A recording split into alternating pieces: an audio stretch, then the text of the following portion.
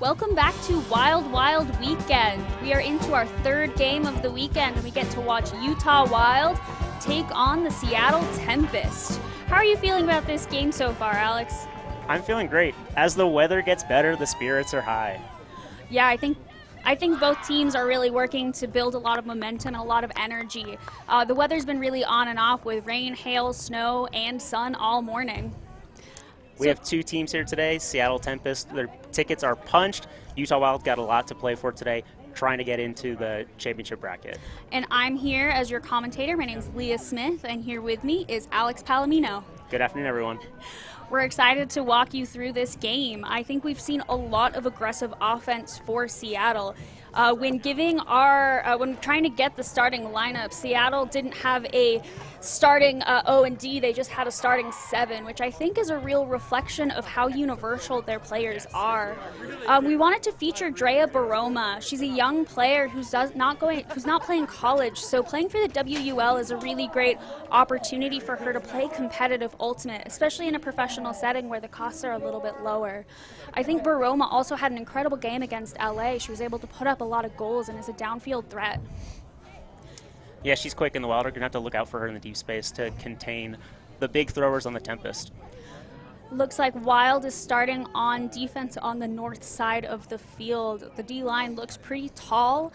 We have Jess Olsen doing the pull for the Wild. Jess is a youth player from Utah. She played for the West High Gorillas, and she's definitely grown her skills playing for the University of Utah Spiral Jetty. She has big throws and makes big plays. She's a great container on defense. Looks like there's about 30 seconds before the last pull. When we were talking to the Wild coaches about what they were going to watch out for in this game, I mean, the Tempest have really they play an aggressive game, and they've definitely taken advantage of the rule system here. I know they've practiced together quite a bit. Coach Aguilar decided to highlight the fact that Seattle tends to run a split stack, host stack for their offensive looks.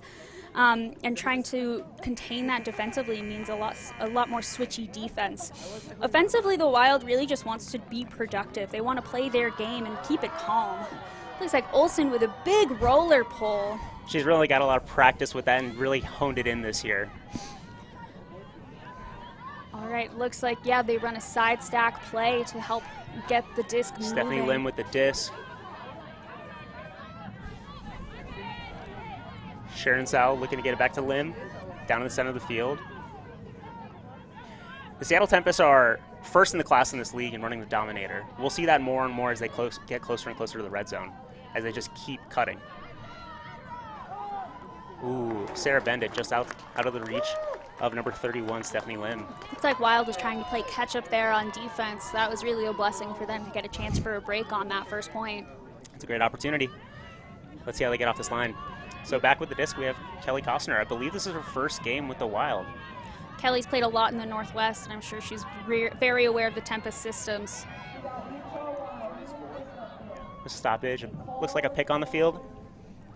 We have Shay Wallen with the disc. Shay's played for Moondog in the past and is a real defensive player. She makes big plays for the Wild.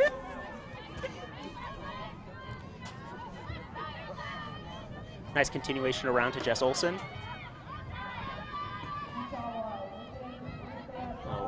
Right through the hands of Kelly Costner. Oh. It looks like there was a collision downfield, but I don't think it impacted play.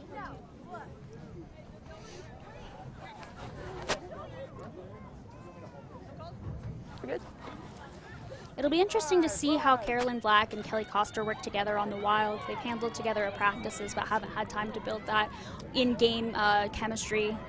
And that chemistry is so important. You know, one of the things that we love to see in the WL is it brings together so many different players that don't play against each other and are playing new positions. So any opportunity you have to build chemistry is going to be huge in this league. And I think that's part of the reason that the Tempest have found so much success.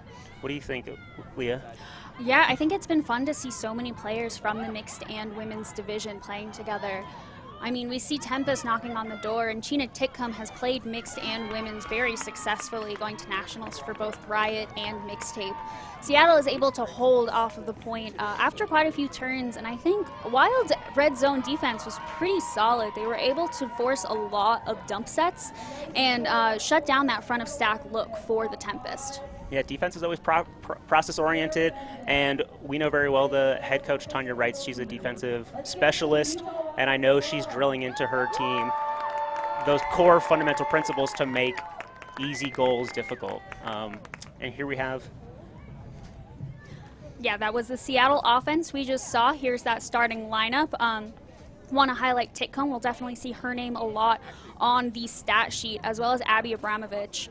Abby's a very tall player who's just so consistent with the disc. She's able to make those big grabs when needed. And here's the Utah starting lineup. We'll have Paige Kircher and Vespera Aragon starting back as handlers for the Wild. They've built a lot of chemistry together playing Boise Loxa. They also have Kendra Miller and Corey Bigham who play Loxa. Kira Haruzhnikova! Oh, great D by number 14, Sam Rottenberg. She is known for her speed on both sides of the disc for Seattle Tempest. Get ready to hear her name a lot and see that 5-panel hat flying around the field. I think that was a big put for Haruzhnikova. She's become a bigger thrower recently. Wild able to shut that cut down. Let's see if Wild can convert. It looks like it. Very nice. Sarah Stoller with a second shot for that goal. We'll see Stoller's name on the stat sheet a lot as well. She's a fast cutter and just finds those tiny spaces to get to. So far we have 2 holds with, I believe, 1 turnover apiece, right? So the teams are really showing a little bit of resilience here as they go what has been so far the upwind direction thus far today, but we'll see how it goes. So for those of you at home, that wind is coming right to left. Oh, that beautiful throw from Haruzhnikova, but Rodenberg was just able to stop Stoller's line. A nice safety there, too. It's been sitting in my car, so it might be wetter than the seat. Did I tell you guys that I went skiing with Stan? Game of holds for this first point, and I'm sure we'll see teams adjust. I know the field up here rather than their warm-up fields. This field has a lot more wind on it since we're so exposed for these beautiful views. Another nice pull by Jess Olson. Sheena Titcomb there, center handle. Looks like Wild is in a person defensive set. Just trying to lock down their person to make sure Tempest can't get that disc easily. Back to Titcomb, looking for a strike there. It's a Jennifer Ricarte. And they punch it in on the red zone. That was an easy hold for the Tempest, though it does look like most throws were contested. I think Wild is looking to just stay right on their person, make it really difficult for them, though Tempest did make that point look easy. We know from talking to the Seattle Tempest coach before the game that their keys to the game are to play aggressive and see the whole field, and we know they have the throwers that can hit all angles of the field. Yeah, I mean, Seattle's a stalwart of the ultimate community. I mean, they always have a team in nationals, definitely making that. And they know how to hit those goal tee throws. They know how to hit those goal tee throws. If there's a league, Seattle has it. But I think definitely we get to see those foundations because most of these players have been playing since they were very young or moving to Seattle specifically for Ultimate. Yeah, the youth program in Seattle is very laudable. Something that we're trying to do here in Utah is really cultivate the youth. Today's actually Utah Wild's Youth Day, so we ran a clinic to work with the YCC teams here in Utah. Alex is a YCC coach, so he's always looking for more players. Looks like we have a pull out of bounds, and Crowley is picking it up for the Wild. They gain a lot of yards here. That's huge. Looking to avert stack set while Tempest is set up in match defense. You got to be licking your chops here. Jesse Crowley with that lefty. Ooh, beautiful. That was a beautiful look from Kyla Crisp to Jen Cogburn. Kyla's been a very steadfast handler for the Wild, and it's always nice to see her get on the stat sheet. Jen Cogburn, we can play on offense or defense, and she'll be there. She makes those big grabs as well as finds that space really well. And look at that intensity. Looks like Wild is picking their D-line, making a few strategic choices to ensure that they have the skills behind on the disc. disc. Replay, we love that lefty from Jesse. And once you get that break, especially in the red zone, it's easy to continue for a goal. As we say, tell our YCC kids, hit that break side. I think Cogburn timed her cut really well to ensure that she wasn't too quick for crisp, but just had enough space on her defender to get there. Yeah, absolutely. Let's go, Wild! All right, it looks like Sailor Ong with the pull for Utah Wild. Sailor is a lefty, so just keep that in mind when you see your play. We know the Wild have been trying to specialize in trying to pin teams on the sideline with their woo! That was Jess Olsen with the D.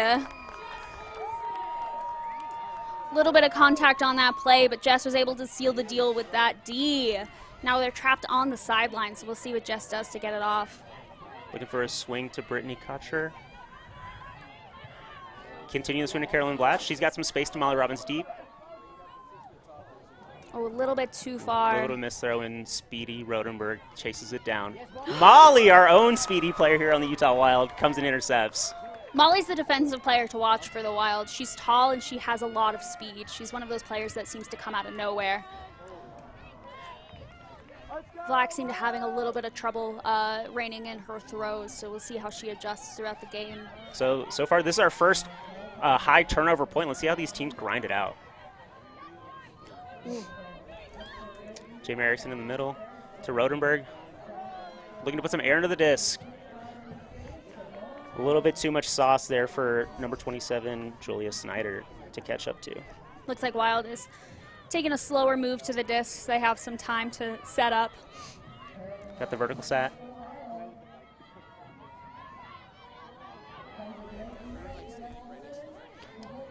Great pump fake by Jess Olsen to open up space. And Sailor Ong looking for Molly Robbins big downfield. Molly Robbins, way to catch up to it. Hey! And that's our first break of the game. That was Molly to Kelly. Big ups to Kelly for her first WL goal. Second point played, first goal scored. That was a big point for Utah. I think Wild is coming in definitely as the underdog since Seattle has their 4-0 record in the league. And so we're going to take a look at that block by, let's see. Jess Olsen getting horizontal here.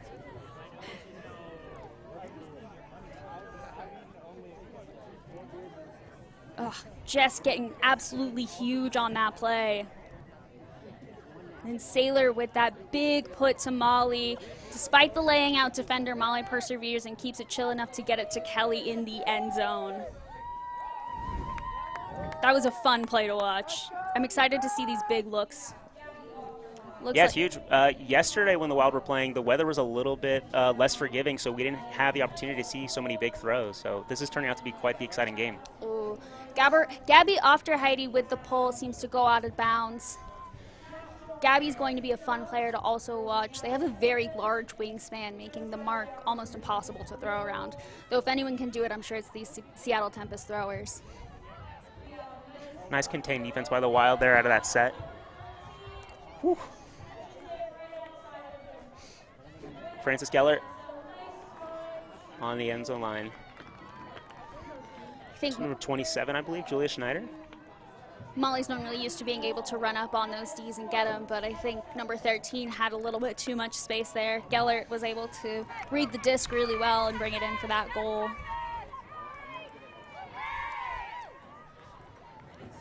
I think one of the things we're going to continue to see is that even though the Wild had some nice contain on the initial set, Seattle Tempest is threatening from all parts of the field, and all of their players are throwers. So they're not going to be able to shut down one or two players and keep it going. Yeah, I'm sure Tempest is now really hungry to get that break back.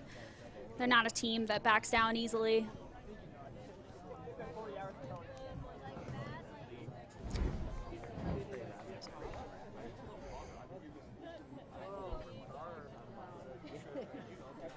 Gina Tick-Home with the pull.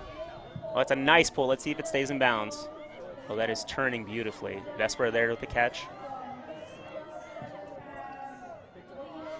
Jesse Crowley catching that swing, looking for open space. Oh, Jen with the grab.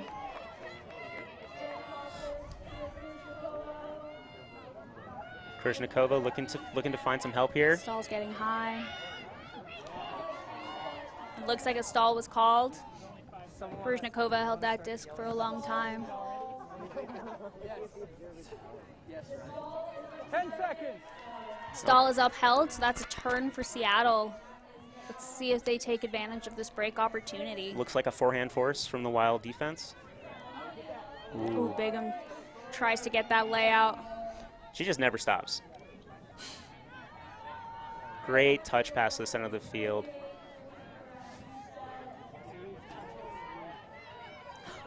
Oh, looks like a turf monster, I think they call him. Yeah, I think the turf got her. We have Ruzhnikova going deep, but Vesper decides to put it to Kircher. Still trapped on that sideline, very similar to last opportunity. Big bailout to Stoller. Let's see if she can run it down. Stoller with the grab. I don't know how she got that, but holy cow. Go gadget arm.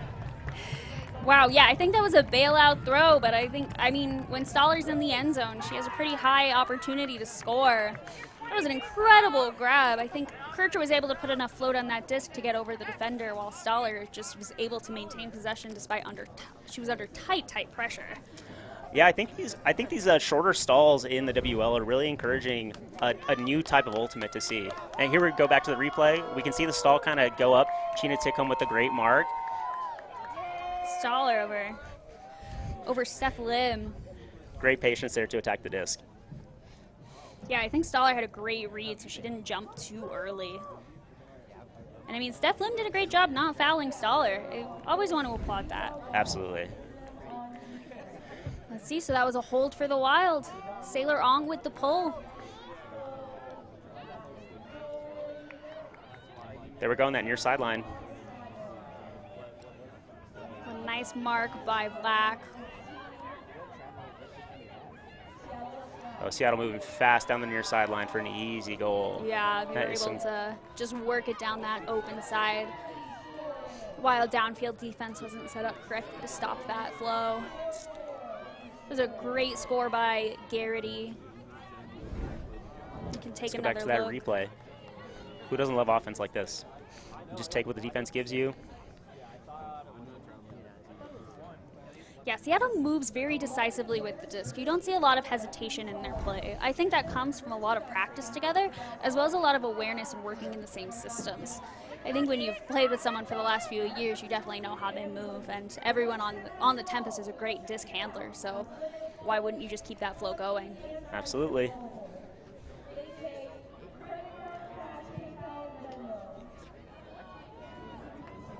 Jennifer Ricarte back with the pull.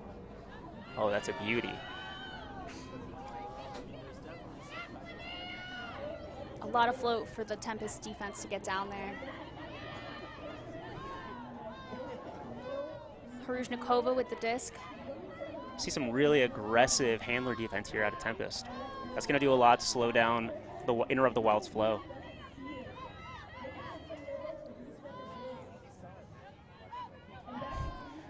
Ruzhnikova with the gather in the center of the field, looking for some help here from her handlers. Airs it out to Stoller, seeing if she can Stoller's boost great it to for Bigham. this.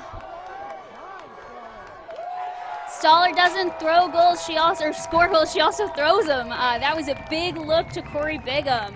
Corey had a lot of space on her defender. I think that was Ricarte there, and Stoller just knew that if she aired it out, Corey could get it. Yeah, I think that's a connection that we see pretty regularly from the Wild team, Stoller to Bigham. Yeah, it's either Stoller to Bigham or Kircher to Stoller, so got that Boise love there. And here we go. Some really nice hucks here today. Yeah. We love to see it.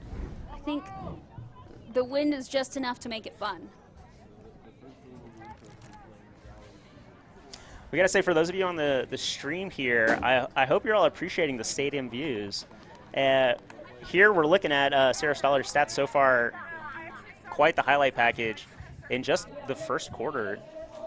And a fun fact about Sarah Stoller is that she's won a silver medal with Lady Godiva from 2014 Worlds. So we really have a legacy on the field there. Olsen with the pull, just a little too much air underneath it, so it goes out of bounds. Looks like Abby Abramovich picking up the disc to take it to the center of the field.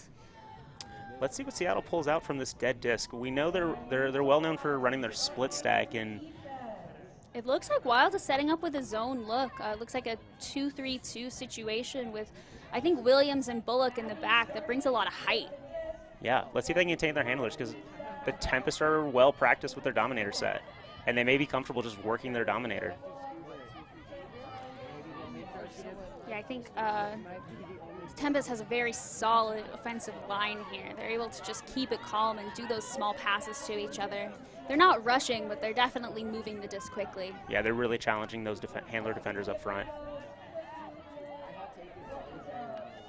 Means that the two from the Wild, McCready and Coster, they don't have a chance to really set up their marks. Yeah, so far not a lot of pressure on the handler.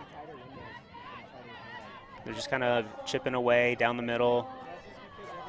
Yeah, I think, I mean, the downfield defenders are definitely holding some lines, but I think the wall could tighten up a little bit. Oh, now it's a big throw. Easy money to 31. Stephanie Lim in the back of the end zone. She's eating back there. I love to see it.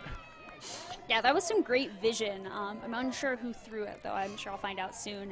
That was some great vision. Steph Lim was all open. I think the Wild zone was getting a little too clustered together, which allowed for Lim to find that space. Since it's a little windy, but not too windy, that meant that Tempest had the chance to make those throws. Let's take another look. I believe that was Ricarte. We'll find out. But that was really great offensive zone for the Tempest. They were chill, they were calm, they were working together, and I think that worked out very well for them.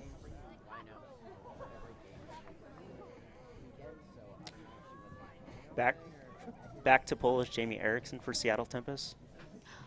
Jean Russell, I got the 80s numbers mixed up, but Jean Russell had that beautiful throw to Steph Lim. Nice pull from Erickson. Wild showing a vertical stack, a zipper play. Let's see if Vesper can unload. All right.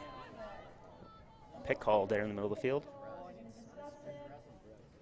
It's like, did it impact the We're going to come in on 4 with the Stall coming in on 4 here, so Vesper is out of time. Jesse Crowley here on the near side.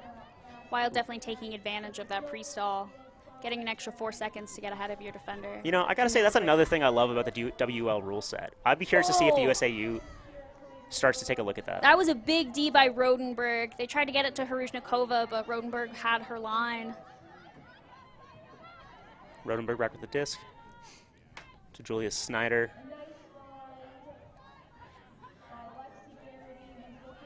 Back to Snyder. Oh, a D by Crowley. I think the Wild is excited to have another chance on this hold.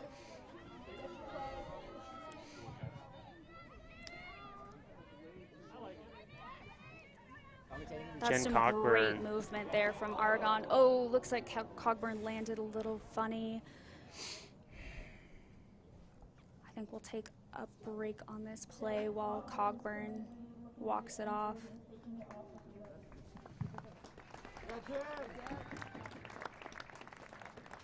Looks like Miller's coming on for the Wild.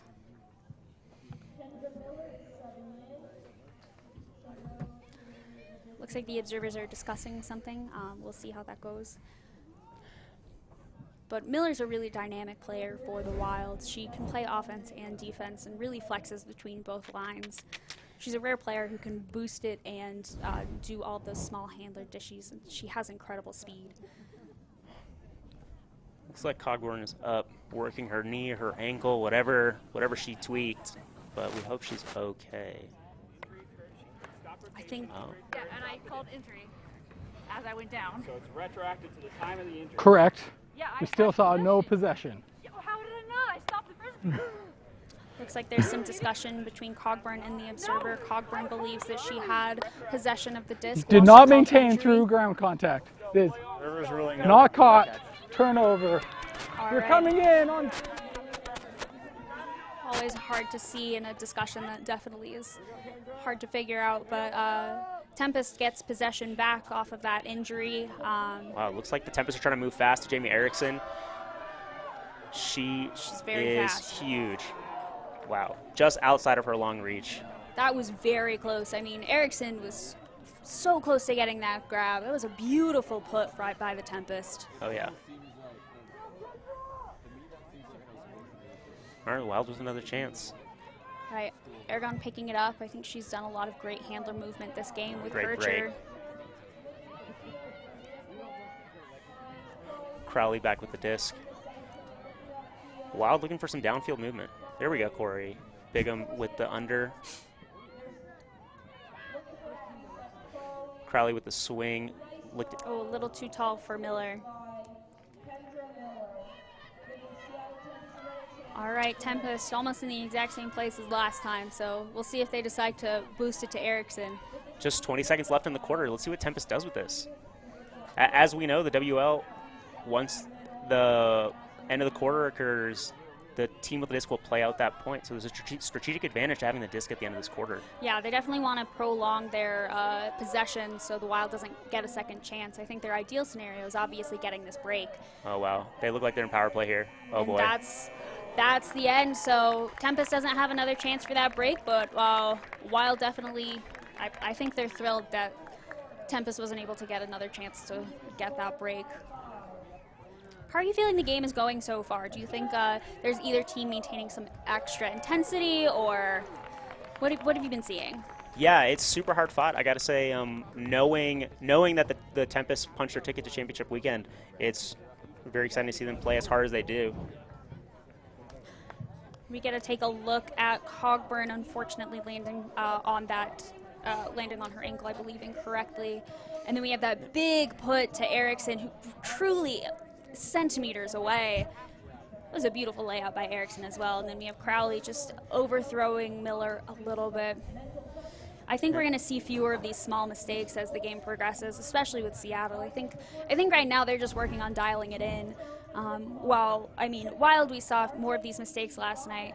And so we want to go over the standings. As Alex mentioned, Tempest has already punched their ticket to the championship weekend. Wild, though, is still in the running. We have Tempest, Super Bloom, and Onyx. They've all secured their place in the championship weekend. Onyx secured theirs by beating Wild last night. Super Bloom won just an hour ago against Onyx, and they secured their part. So Wild is still in the game if Astra loses to San Francisco and if Wild wins this game or their game against San Diego tomorrow. So if they win one of their games, ideally both, and if Astra loses to San Francisco, Wild has a chance, and that'll go down to point differential. If Astra beats San Francisco, they are in. Wild does not have a chance. But we will not know until next weekend, because obviously Astra is not playing this weekend. So there's a lot in the air right now. Though I'm sure Seattle would like to win this game, I think knowing that their ticket is already punched and that they are 4-0, they feel pretty lax and are just working on tightening their processes. Wild, though, is still hungry and ready to receive the pull at the start of the second quarter.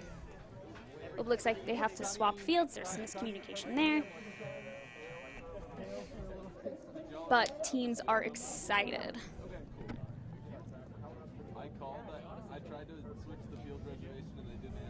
I think it's been interesting that so far we've only seen person looks. I think the wind right now is not impacting the play in a negative way, but I like to see more, as I said in a previous game, I like seeing more zone or saggy looks to help stop those downfield plays.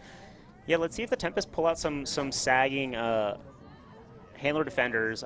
They've done that throughout the season to disrupt set plays and then really tighten up on those handlers after the first couple of throws. Yeah, going to a sag for the first 2 or 3 throws and then going into tight person, I think that would be really impactful, especially because I know Wild has a lot of plays in their pocket. It was a beautiful pull by the Tempest. Jesse Crowley back with the disc.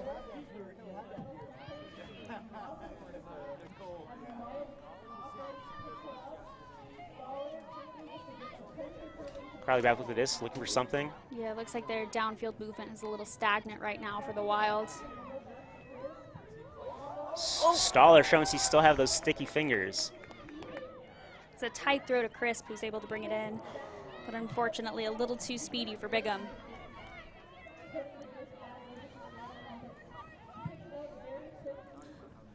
Oh. believe that was caught out of bounds. Oh, so yeah, it's another that's out of turn. bounds. So the solid line on the field on the far side is out of bounds. Do not look at the cones. Looks like we have a sun shower. We're getting all kinds of weather Let's- today. I think we're facing the wrong direction to find out if we have a rainbow, but One must hope. I'm going to believe there is. Let's see if the Wild can turn the page here. Jesse Crowley with the lefty. Staller not quite in.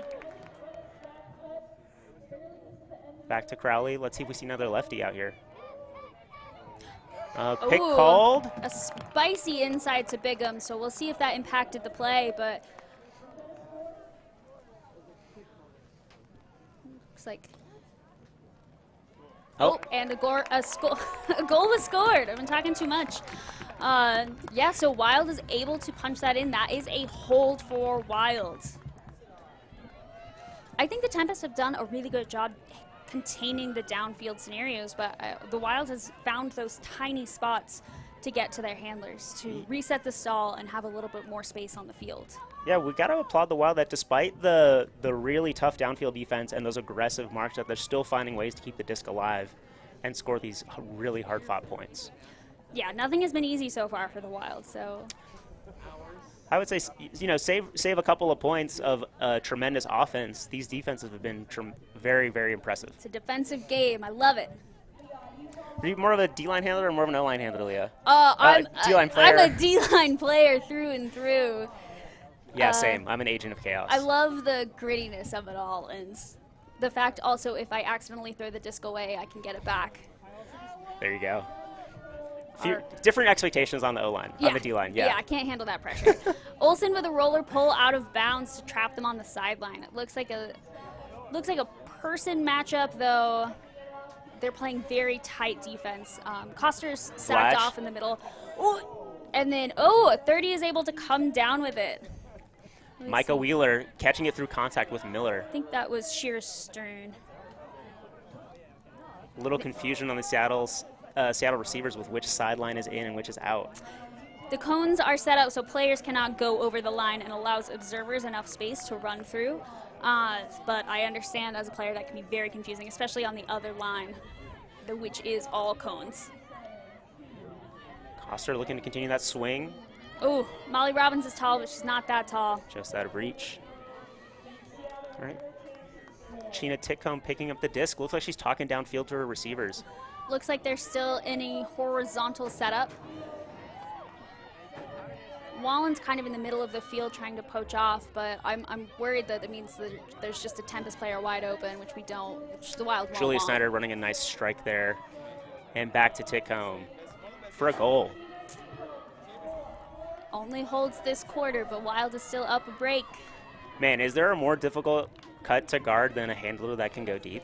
Oh, I know. I always like to sag off into the lanes when they go deep. I'm done. I think Titcomb's just an all-around player. I mean, she's a legend. She's so accomplished, and definitely, she's a solid handler. But you can't let your guard down for a second when you're guarding Titcomb.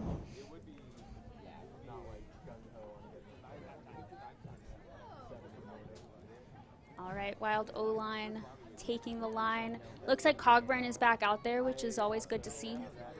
That's great. The Wild will definitely benefit from having her fire and her intensity on the line. Yeah, I think Cogburn is fired up since that call.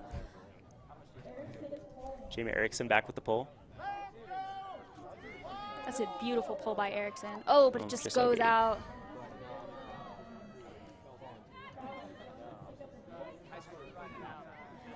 Let's see how. Jesse Crowley, actually a recent transplant from Salt Lake City to the Seattle area. Oh.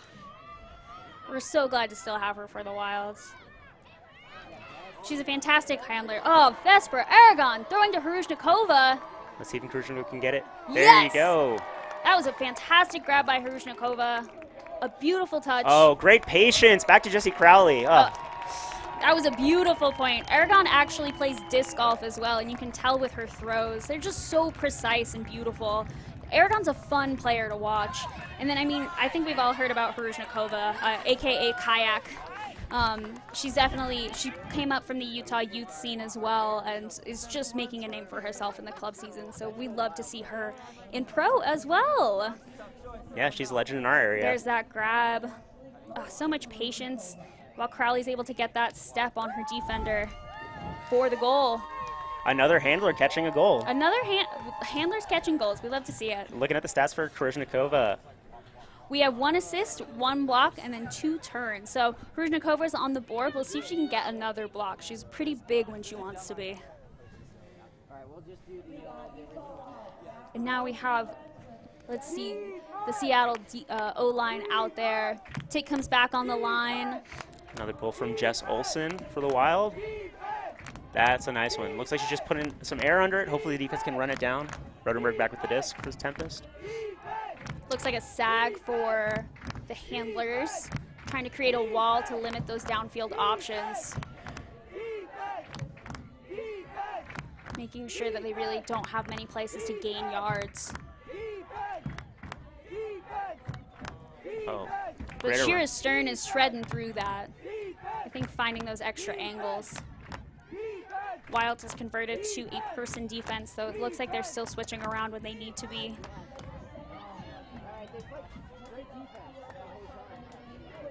Titcomb working her position as the hub handler. Always available. Cassie Wong also back there with Titcomb. That's a dangerous duo right there. Let's see if we see some switching here. McCready picks up Titcomb to make sure that upline option isn't there, but 32 is able to get up Linnea Sue. Cassie Wong there. Ricarte is able to get it into Gellert for the goal. I think that's the second Ricarte to Gellert goal. I might be making that up, but either way, that was some beautiful swings there. I think Wild did a great job containing the uplines, but they weren't able to stop those arounds, which inevitably allowed Tempest to score. Yeah, and this is not a team that's really going to give it away too much. Yeah, and that was a clean hold for the Tempest. There's Frances Gellert after her goal. So happy.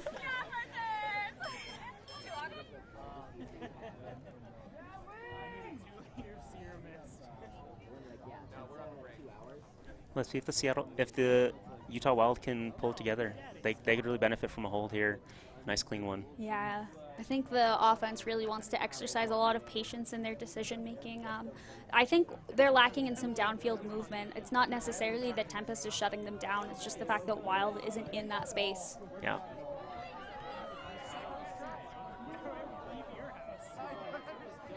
Wild coming down in the side stack. Ooh, looks like a zone look though to stop that.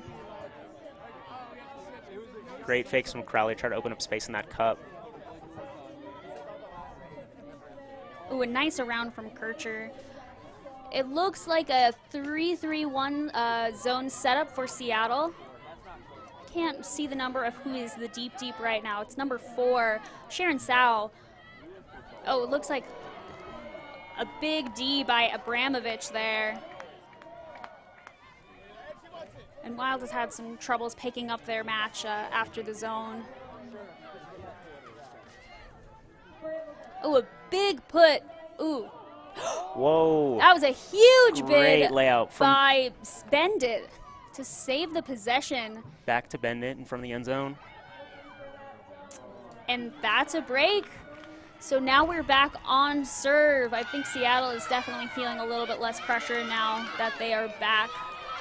I'm sure they're hungry for another break. I mean, they really want to put this game away quickly and then start planning for championship weekend. Yeah, I suspect Seattle hasn't been playing a break down very often this year. Let's look back at that turn. Oh, big bid by Abramovich causes Hruzhnikova to drop it. Oh, that bid by Bendit, that was huge. The clap catch bid. That's such a hyped way to get a break.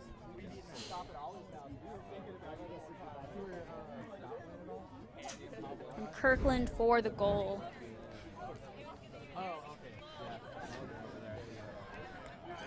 Here we can see some of the beautiful background downtown Salt Lake City, just beyond the fields. Visit Salt Lake, a sponsor of Wild Wild Weekend. Jamie Erickson back with the pull.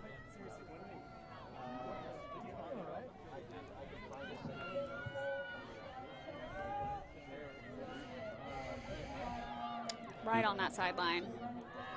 Looks like that zone look again. Great movement by the Wild.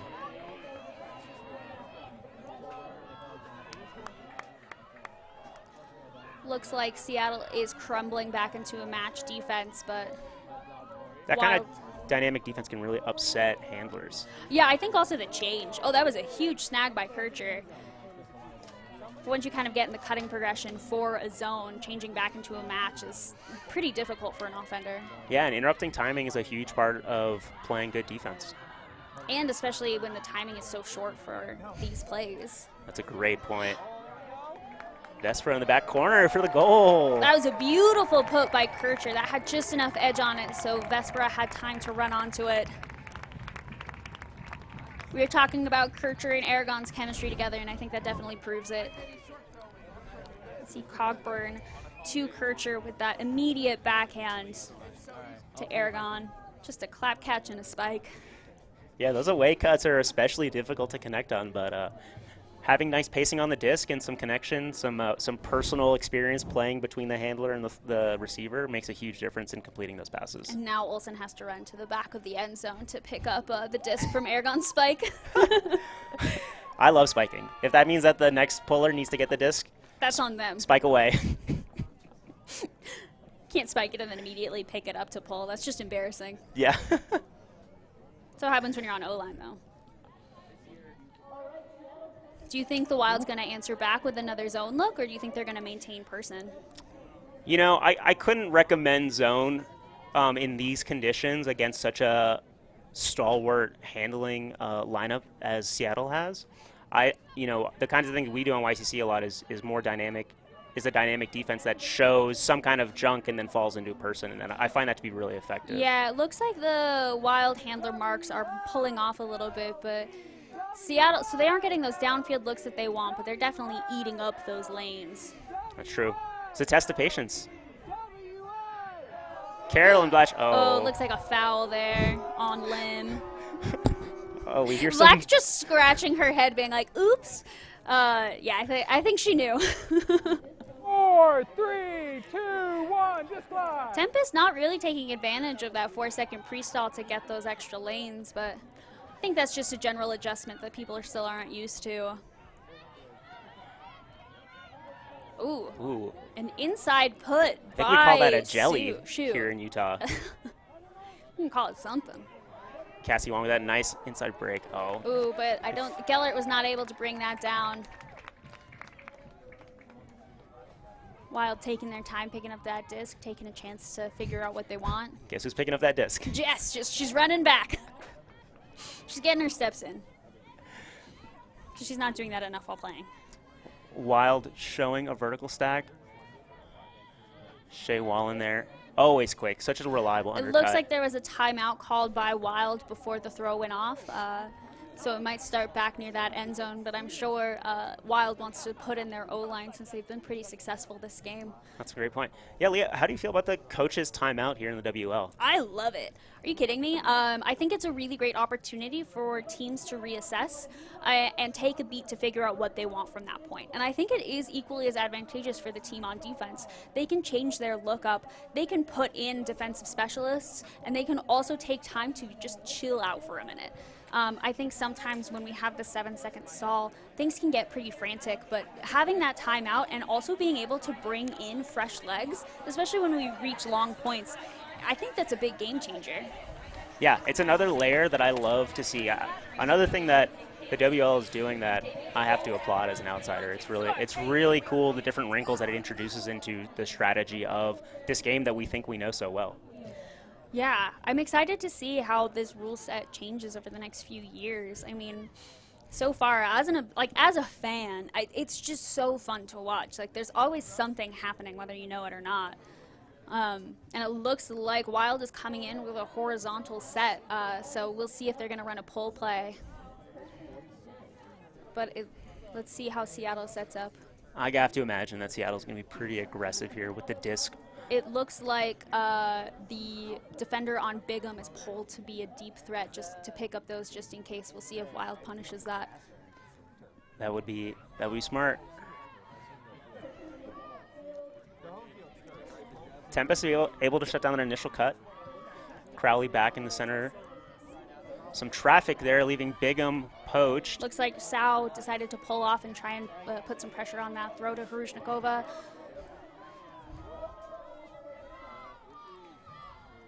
Looks like Wild is going back into a vert set. Cogburn to Aragon. Oh, nice high release.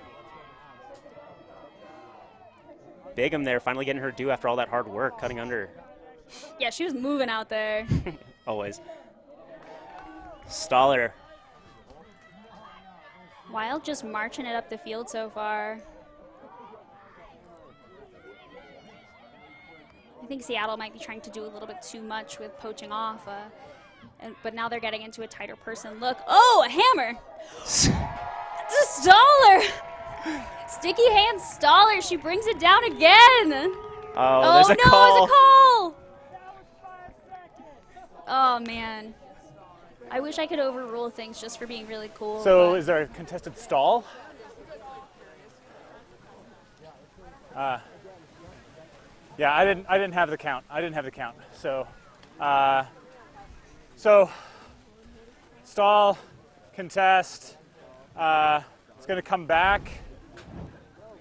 Looking back at this replay, this huge hammer. Coming in on 5. 4-second pre-stall. 4, 3, 2. Second chance. A nice put to Cogburn. Since it was a contested stall, Kircher didn't have much time. Kircher's doing great work against that really difficult defensive matchup of Chena Tickhome. Bigham with the strike. Oh, very wisely holsters that. Seattle doing some really nice work, helping, playing some help defense in the back of that stack. Ooh, Harushnikova saving the disc. That's the patented kayak layout. Yeah. Aragon with that inside break. Cogburn with the big grab to Harushnikova for the goal. That's a break for Wild. They get that break back, and now they're ahead of Tempest. Cogburn is hyped. The stadium is hyped. We love to see it. The sun is out. Jen is skying people. Nature is healing. No, we're really excited. It seems like the Wild has a lot of energy behind them right now. I'm interested to see how Tempest answers. They seem calm, but almost to the point of maybe being a little flat. So I'd like to see how their O-line comes out. Yeah, there we see that kayak layout, that beautiful around to Cogburn with that easy dish to Harushnikova. Yeah, and I got to call out, I think that was a Stoller around to Cogburn. Yes. Kids at home, learn how to throw arounds. You'll score more goals. All your friends will talk about it. Yeah. Trust me, everyone is practicing inside marks or inside throws because they don't want to throw rounds. So get good at rounds.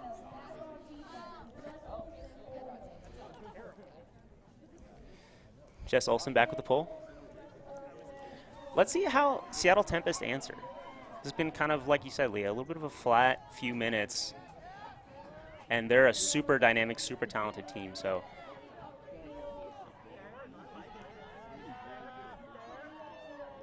nice mark there by Koster. Oh, that was a great switch D from Ofter Heidi to Olsen, stopping that upline look. Another give and go. Seattle patent pending into a power position. 23, but Robbins is there. Ooh. There might have been some contact on the play. I believe that was Baroma trying to receive.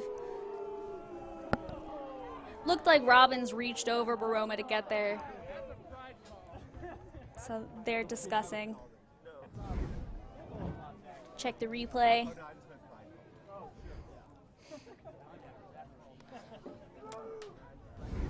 Yeah, definitely some contact there. We love to see the players talk it out. That's something that I try to talk to my YCC kids about, is try to talk it out with your player. Okay, we can see it from a different angle. What's your call? Kat Songer puts it up. So contested foul, you come into the observer? Yeah. Okay, observer ruling, no foul. All right, Wild with the D. Robbins, that was a huge play, and I think Wild really wanted to make sure that they could lock this half away at least. There's 2 minutes left in the half. Robbins picking it up because she caught the disc. And a timeout called. I believe that saved the possession. Oh, never Let's mind. see if it they looks recognize like, the they're- timeout. Yeah, that was a very strategic timeout called by the Wild. That saved the possession, I think. Timeout, Utah. Did they call a timeout while the disc was in the air? I think they might have pressed the button right as the call went off. Oh, they have buttons. We Yeah, love they it. have little whistles. We love it. I can hear them from up here. Yeah, so each coach has it's a whistle that they can press basically to signal for a timeout. So yeah, the Wild coaches definitely want to put in their O-line right now. I think Tempest wants to reassess for a second, probably put on some defensive specialists. It looks like Gellert's back out there, and just make sure that they're able to put a stop to the Wild defensive run. Yeah, and similarly on the other side of the coin, I think the Wild recognizes this is a huge point, potentially eating up the rest of the half. And if they can punch this in, that gives them a huge advantage going into the second half. It looks like they're keeping Wallen and Aufderheide on the field, so both of them are very good defensive players. I mean, Wallen, we see get big bids. She can find a lot of space when she's on offense, while Aufderheide has a huge mark and just has a fantastic field sense. We haven't seen Aufderheide play much, so I'm excited to see what she can do. She's an Oregon alumni, and we love to have her in Utah. Yeah, this Utah Wild team is a composition of players from all over the West, and that's something that we really appreciate here in Seattle. In Salt Lake City. I myself am a transplant. My wife, one of the founders of the Wild, she's also a transplant. Leah is a rare local. I'm a rare local, yeah. For good or for bad, I'm here. I do have a severe Diet Coke addiction, but besides that. That's a given.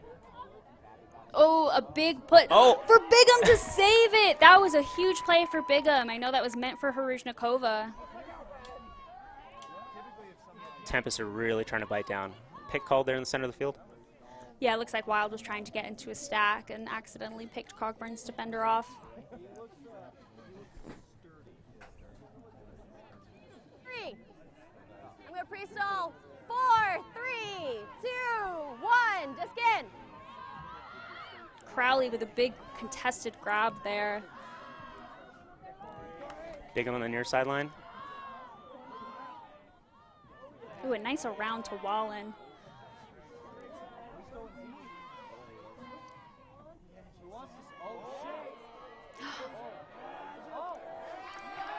Oh, that was a big throw from Crowley to Wallen. Just a little bit too far for Wallen to grab, but Crowley was able to make it over to Seattle defenders. And that's exactly why the Wild kept Wallen on the point. Yeah, because now if there's a turn, we definitely want Wallen on their top players. Oh, and yeah, but she's also the kind of cutter that can get to those discs half the time. Oh, yeah. Oh, a big put to 32, and Wallen is there. It was a little bit short. All right, now just 50 seconds left in the quarter.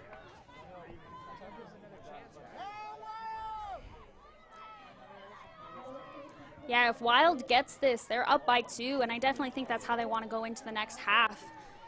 I mean, I'm sure they want to kind of run the clock out so Tempest doesn't have another shot, but looks like a foul called on, Bigham called a foul on Ricarte. Ricarte agrees, and Bigham maintains possession.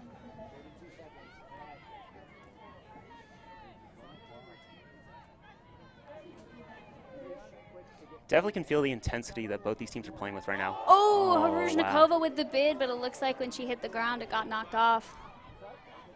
All right, we have 18 seconds left on the play. I think Tempest really just want to get this in and not give Wild another shot. Remember, this will be a hold for Seattle, despite the fact that they're Gallery looking deep. Bigham with the D, and we have 3 seconds left on the clock. I'm assuming Wild will maintain possession. It just depends on whether they get this break or not. Looks like they are setting up in a vert stack with Seattle in person defense. Ooh, a little bit. Oh. That's too bad. All right, Gellert with the D, and now we are on to our second half. Let's take a look. Wild seems to have a lot of high energy right now. I think they're really excited that they're up a break on Seattle. Let's take a look at some of the plays from this point. You get Bigham's D from Gellert's push that was able to give Wild the disc with 2 seconds left, but Gellert gets it back and ends the quarter. making sure Wild doesn't have another break opportunity. So if you're Seattle's coach right now, how do you try and motivate your players? That's a good question, because the coach of the Tempest know very well how great her team can be, and I got to say they're flat. They're underperforming to what the expectations were given their record in the league. And we now currently have a youth showcase game taking the field, so we'll come back to that, but we'll be back in about 2 minutes, or in a few minutes, and stay tuned. We got a tight game here between Wild and Tempest. I'm Rory Tidcombe, and I coach the Seattle Tempest. The main thing that I love about the WUL is that we have the opportunity to showcase great athletes in front of big audiences. In the past, a lot of these great players have not been featured on big stages, and I really am excited about the WUL showcasing Ultimate at its best in front of a big crowd.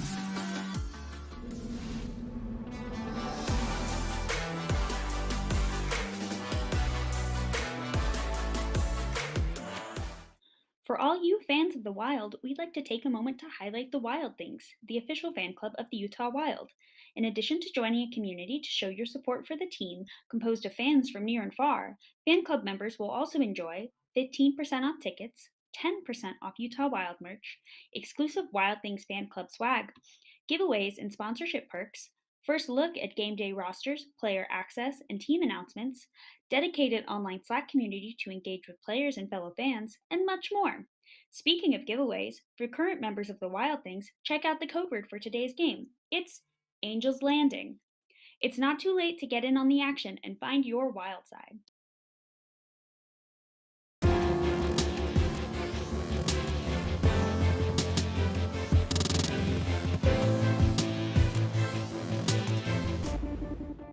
We'd like to shout out one of Utah Wild's sponsors. Burt Lund and Physical is an official partner of the Utah Wild. Physical therapy and balance centers focus on improving your quality of life by using a holistic, whole-body approach to connect your diagnosis with a customized plan of care. Physical therapists care for people of all ages and treat a variety of muscle, joint, and neurological conditions.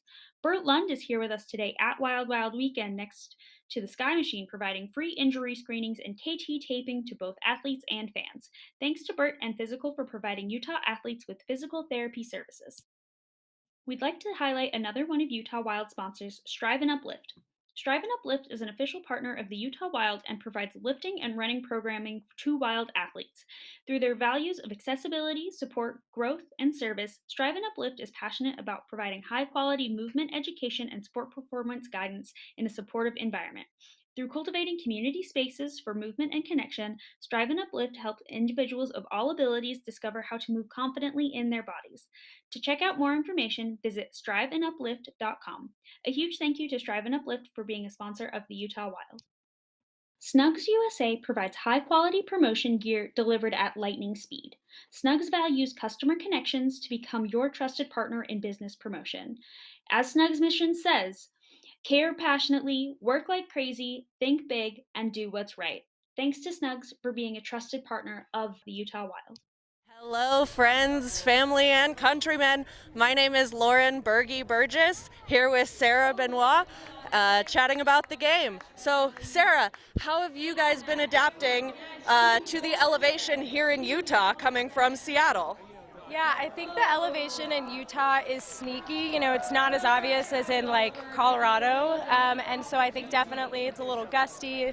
There have been some slight miscues, but I think continuing to try to throw to hands and just be a heads up when the disc is in the air and make sure to run all the way until we get it. Wonderful. Thanks so much. And how are you adapting to these games, knowing you've already clinched a playoff spot, making sure you keep up that intensity and bring all of your Tempest pride to each of these games?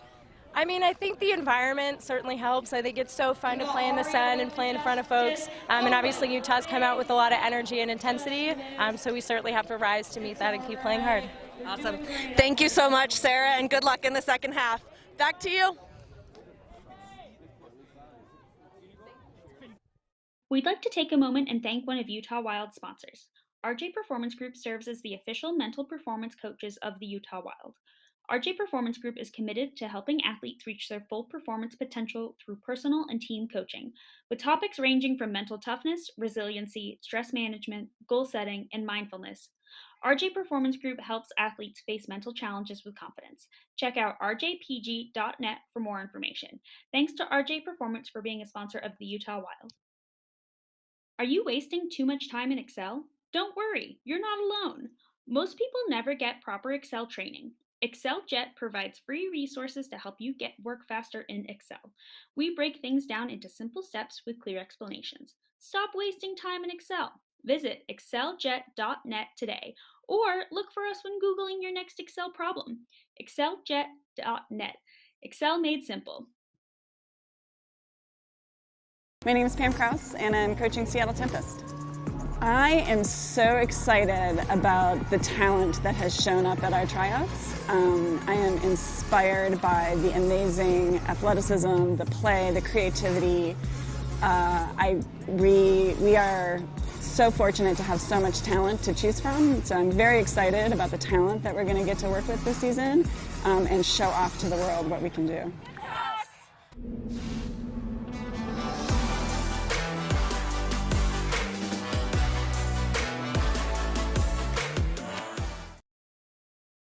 Hi, my name is Sheena Tidcombe. I'm number 9 on Seattle Tempest.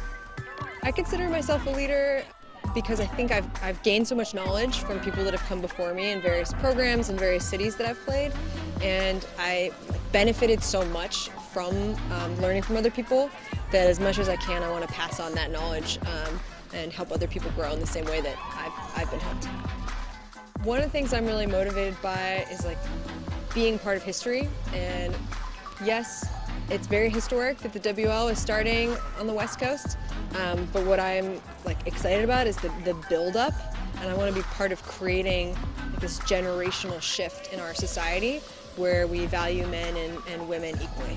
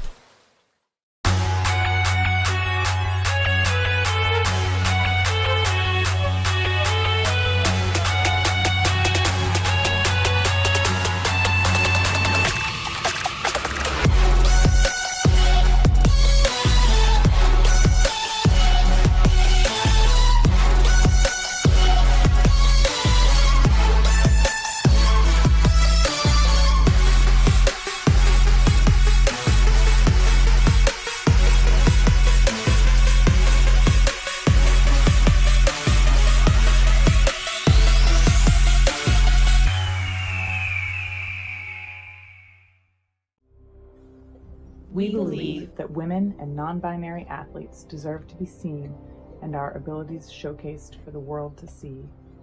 We believe in perpetuating Ultimate by establishing professional teams and developing future generations of players.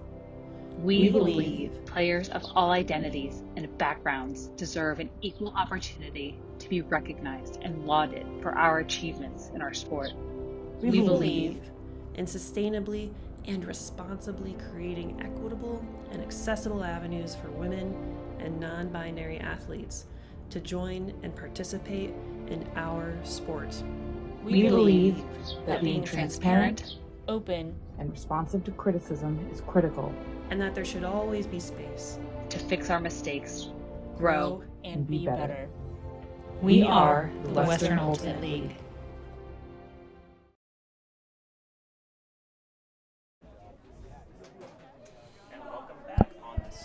Welcome back on this beautiful afternoon here in Salt Lake City.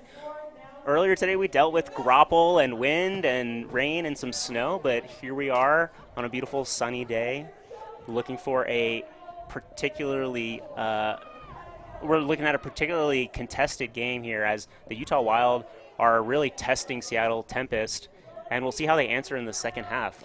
The game on the screen right now is a youth showcase between Cache Valley, Timpview, and Gorillas, West High Gorilla. We can take a look at the game stats once the Wild and Tempest take the field again, but Wild and Tempest each have 7 holds. Wild has 1 less clean hold. All of the stats are pretty close. Wild is just up 1 break, and they've been able to have a lot of momentum behind their defensive line. I think they have a lot of hype right now. I think the sun is out. They're ready to go. Maybe the Seattle players just aren't used to seeing the sun. I think they were maybe hoping for the hail that Onyx and Super Bloom experienced earlier. But we'll see how they adjust coming out. I think Wild just has kept a lot of momentum, and they've also been playing very chill, I would say. It's very... I've only seen a few points get frantic for the Wild. Yeah, I'd agree. And Seattle, on the other hand, they kind of need to find something and dig deep and show the fire that we know that they have. I mean, they are the #1 team in the league. They're going to the championship. They're undefeated, so we know what they can do. Let's see how they come out in this half. Yeah, I feel like Seattle just needs a spark right now to help ignite the bomb that we know that they have. I know that they've been playing very just traditional offense, traditional defense, and it's all very well done. They're all incredible players. They just haven't been able to get that break back yet. The Wild with their classic sideline pull, trying to trap the Seattle offense. Picking up for the Tempest, number 9, Gina Titcomb. Oh, excuse me, number 88, Jennifer Ricarte.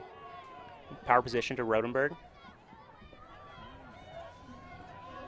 Oh, that was Kat Songer, excuse me. Another power position back to Ricarte. I think Wild is really trying to shut down those resets, though. Ricarte was able to get that around and get the disc back to center and opened up so much space for the Tempest. Looks like it was a little too far out of the way for Gellert, so Wild gets that break opportunity. Wild was really close with that break opportunity at the end of the second quarter, but they just weren't able to finish it. Flashback with the disc, looking to swing to Coster. To Wallen underneath on the near sideline, this forehand sideline. She's still pumping here to Coster. Ricarte's been playing incredibly tight on Coster. Looks like a pick called here in the middle of the field. Abramovich and Olsen are having a contest for best braid look. We're going to let the viewers at home decide that. But definitely Wallen with the best bun look. Best double Uncontested. bun. Uncontested. All right, Wallen maintains possession. She's got a... Ooh, and a D on that backhand. That was number 32, Linnea Sue.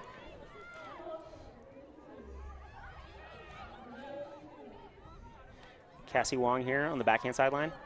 And Wallen getting it back on an underneath. She's well known for doing that for this team, huh? She's great at maintaining that underline on her person. Wow, Wallen's got wheels. It's all that CrossFit she does. Terrifying. Ooh, Olsen not able to bring that in while Abramovich picks up. There was a timeout called on the field, I think, for Tempest. So if we look back at that last point, we just saw a couple of missed throws, either being too high or too far behind just by a matter of inches, and I think that really speaks to what we're looking at in the game with these very comparable stats between the two teams and, of course, the comparable score on the board. The team that can clean it up and close those inches, eliminate those small mistakes, is going to be the team that comes away with the win. Yeah, I think, as the Wild said at the beginning of the game, to me, they really just want to play clean offense. I think they don't want to let the defense dictate how they play. And while I wouldn't say that the Tempest defense is dictating what the Wild does, I think Wild needs to take a second and really go back to their foundations, secure those catches, make sure those throws don't float a little bit too high. We can take a look at that hand block on Wallen. Yeah, Linnea Sue's able to stop that backhand. I think Wallen knows that should have been a flick, but got punished for it. Yeah, either a flick or like a thumber. Naturally. All right, Tempest setting up in a horizontal stack. Wild seems to be playing some pretty traditional person defense with Wallen poached back. Julia Snyder looking to quarterback this offense. To number 28, Sarah Bendit, who's been very active today Sheena Titcomb now with this inside. Oh, again. That was a spicy inside, and I think Sal was not ready to reel that in. Just a couple inches. Like we've seen in the rest of the point. I don't know what difference that timeout made, besides maybe some personnel changes. McCready is on the field for the Wild. She wasn't originally for the start of this point. And 28, Bendit was able to get that D. I think she was able to run in front of Ong. Just a little discussion on the field. Looks like a contested. I think foul. Yeah. Foul contest.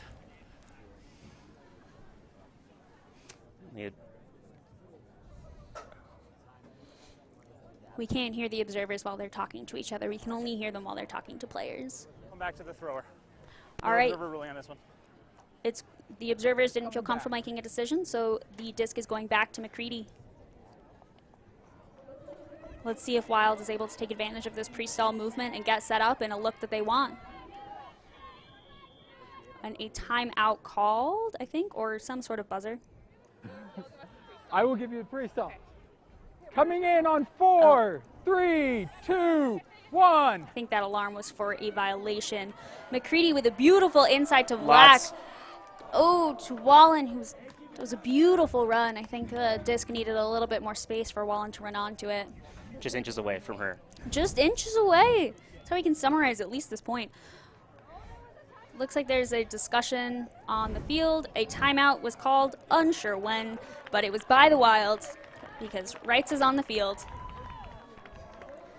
And I think Wild maintains possession, which is huge. They really want to get this break.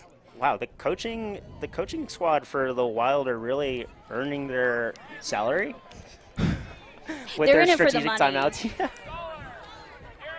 And it looks like Wild is putting their O-line on.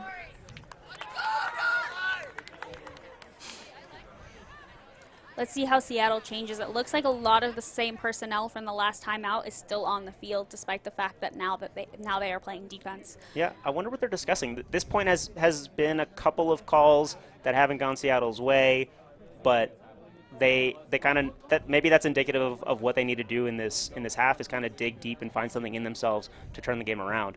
I mean, it's still a 1-point game, so it's very close, but it definitely feels like the momentum's on the Wild side right now. Yeah, I think the Wild is bringing a lot of energy. They have a bigger sideline here, which is definitely a home game advantage, as well as, I mean, though the fans are quiet right now, anytime that there's a call made that they don't like, everyone knows about it. So it looks like Wild is setting up in their vert stack. We'll see if Seattle decides to do a different defensive look or just stay really confident in their match defense. Tempest have provided a lot of contested looks on defense. They aren't making it necessarily easy for the Wild. We have 31 on the mark. Stephanie Lim. Oh, and Sarah Stoller looking deep to Jen Cogburn. Let's see if she can attack. Oh, that was Kircher with the put to Cogburn. I think that was a great defensive look by Snyder. She was able to make sure Cogburn couldn't get that position that she wanted. Just a reminder, this will be a hold for the Tempest. Despite the fact that the Wild O-line is out, this will actually just be a hold. Oh, Titcomb running that give and go. It's a beautiful upline cut by Titcomb. Wow, Titcomb wants it back. And she got it back. Wow, the Wild really selling out on taking away this open side. Oh, Wow. and Titcomb calls a timeout. Tempest now does not have any timeouts left for this half. Wow, that's So huge. Each team gets 2 timeouts per half, and Tempest burned 2 in 1 point, so I think they really want to make sure that this hold stays theirs. I think they want to make some personnel changes as well as keep it chill. I think they were starting to get a little frantic. Chyna didn't have a lot of looks in that end zone since she was trapped on the sideline with Crowley marked really hard no around, not letting her get that reset look easily. Yeah, a real veteran call.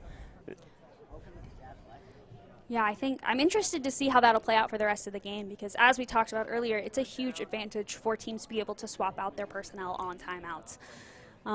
It looks, yeah, and we can take a look back at that Kircher put to Cogburn, and oh yeah, that was amazing positioning by Snyder, really making sure Cogburn had no chance at it, despite the fact that Cogburn tried to dive at the end. She is aware of Gen City. I'm sure she's been there before.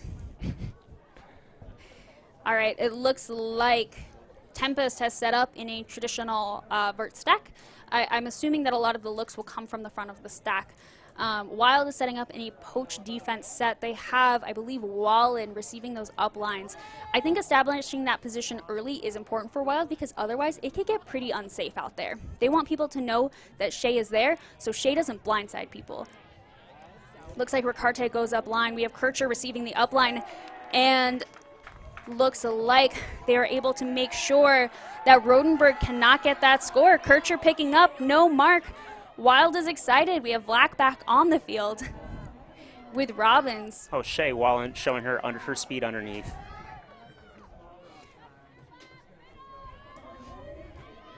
That was a lefty to Kircher. Kircher shooting again. To Wallen. Let's see if Wallen can use her body. Oh! Great gather by Wallen as she's falling. And Wallen, she definitely owned that point. I would say Kircher and Wallen made sure Wild was able to put that break away.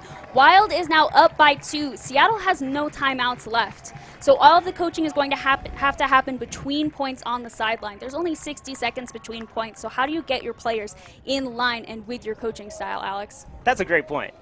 I coach a youth team, and I don't know how you do it. I don't know how you really good players. Well, no, I have great players, but I don't know how you change their mindset in 60 seconds. I think trusting your players goes a long way, and maybe a very stern, serious look from the Tempest coach to her veterans will be a good way to communicate that they really need to lock it down here. And I know Coach Rory Titcomb has a lot of trust in her players. I mean, we have a lot. I mean, their coaching staff in general for the Tempest, they have so much experience. Oh, Wallen's stats just popped up on the screen. I was too busy looking on field to see them, but Wallen is having quite the game. I think even within that last point, Wallen had multiple blocks. All right, we have a floaty pull coming up. Tempest showing kind of a split stack isolation with Cassie Wong here in the middle coming out first. A big shot off to Ricarte. Can Molly Robbins make up the space? Ricarte, way to straddled reel it the in. line, and that was 230 to Linnea Sue.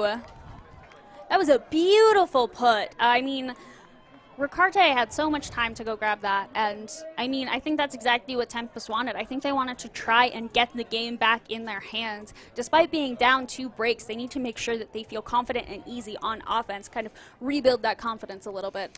Yeah, that's something that we know that they can do. Here, as we look back at this set play, maybe some miscommunication on the Wild side to leave Ricarte here deep alone. And she had the composure there to reset and look for that easy goal. Yeah, I mean, I don't think you really want to leave any Tempest player alone deep. So I think Wild will be able to make that adjustment on the fly, hopefully, and make sure Robbins can get there next time. For sure, but yeah, maybe that's a confidence boost that Tempest is looking for, even in the future points where the throws are a little more contested. Yeah. Seattle knows they can do it. Ricarte is back on the field for the Tempest. We have Ricarte, we have Wong, we have Titcomb. This is a big line here. They do not want Wild to get this point Wild easily. deep in the stall.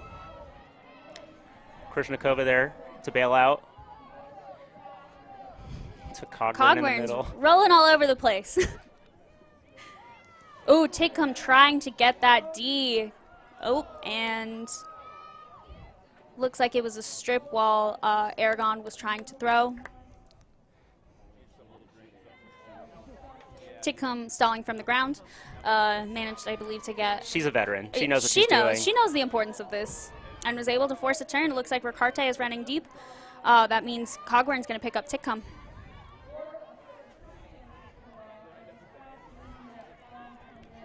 Back to Titcomb. Wow, we have some deep looks. A big wind-up. Oh, and she splits the cutters. That's too bad. Yeah, she had Wong out there as well as Gellert. Yes. Both receivers you like. That was a beautiful put. Just needed a little bit more angle on it. Who among us hasn't looked at 2 cutters and thrown it straight down the middle? And said one of them will get it. Certainly. Especially when the cutters are as good as these cutters. Right? They're pros. Meha with the big layout.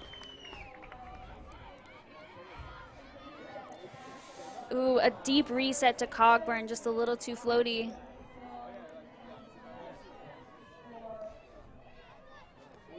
Wild O-line looking a little shaky right now. I think they really wanted to do a quick point like Tempest did the point before. Tempest initiating out of their Dominator. Yeah, Tina, Titcomb, and Sheer Stern just absolutely running over Kircher and Aragon of the Wild. It's a beautiful nice break contain there by the Wild.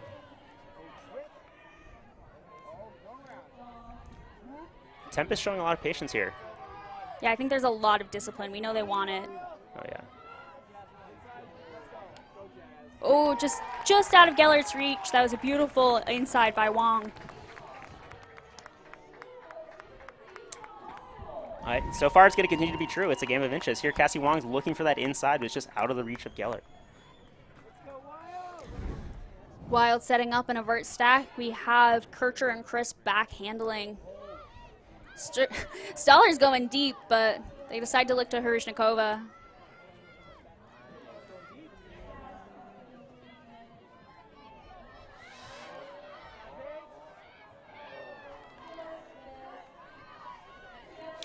Yeah, Wild is looking to, they need to at least one win this weekend to stay in the running for playoffs. So they have this game today against Seattle as well as a game tomorrow against San Diego.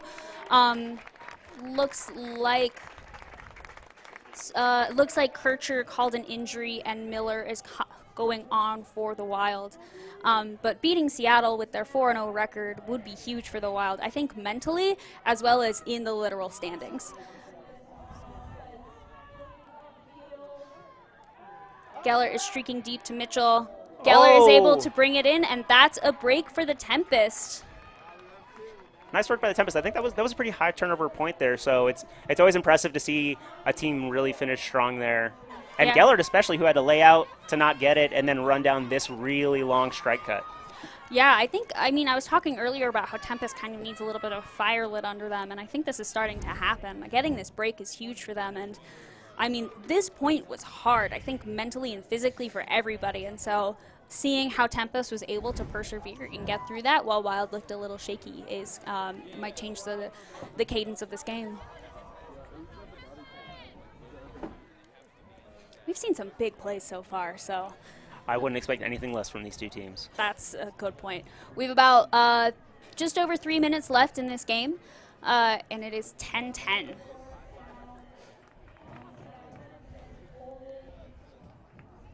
Looks like Kircher is back on the field for the Wild. So that's always good to see. I think Absolutely. just probably changed something up just Number slightly. 4, Sharon So. Sharon So back with the pull. The Wild coming out in a vertical stack. Looks like a zone look from Tempest. I think Wild did a great job recognizing that and sending another handler back so Kircher wasn't stranded. It was a great dicey throw by Kircher. Those pump fakes really open up those gaps. See how Aragon tries to find some space here. Aragon being able to find that space to get to Bingham and gain some yards. Looks like Tempest is falling into a match defense, but they weren't quite able to get it to Harushnikova. Just a little bit behind. And that kind of thing can happen when you're playing a zone. You want to be patient, but you have to take your opportunities, and sometimes that can mean that your pacing can be a little frantic. Looks like also Robbins is on the field. I think Robbins is an important defensive player for the Wild, so I think just in case there was a turn, they wanted Robbins out there, which was a good choice.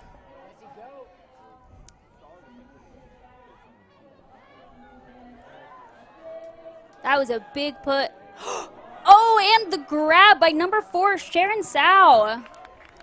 That was all right. Now Tempest is back up. I believe we are on serve. Just starting to set the tone. Starting to set the tone. I think Wild feels a little hectic right now, and losing that momentum in those last 2 0 points are going to be detrimental to their flow. Let's look back at this hug. That was Alexa Kirkland. That amazing grab by Sal.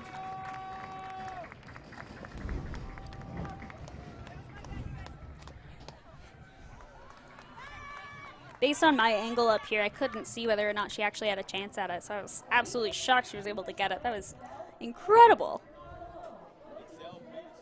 All right, we have 2 minutes and 36 seconds left in the half. This is an in the quarter, sorry, quarter. So I think definitely Seattle wants to get these breaks. I mean, I think they want to start setting this defensive tone. Yeah, they have Jamie Erickson out there, who is a huge player on both sides of the disc, but definitely she's going to add a lot of length to the Tempest on O and D. And any deep shots from the Wild here are really going to have to test Jamie Erickson's ability to close and jump. And Titcomb is also on this point with Rodenberg, and both of them are pretty high scorers. They're very efficient on defense and making sure that they have really tight corners to get. Wild also put Carolyn Black and Shea Wallen back on the field just to have some defensive intensity. There it is, Jamie Erickson trying to show that length, just out of reach. Shea Wallen with a disc on the backhand side to Miller. All right, here's a moment of composure as Miller tries to reset. A really long reset to Cogburn, who's able to bring it down over Erickson to Wallen in the end zone. Very impressive work by Cogburn to box out the huge Jamie Erickson.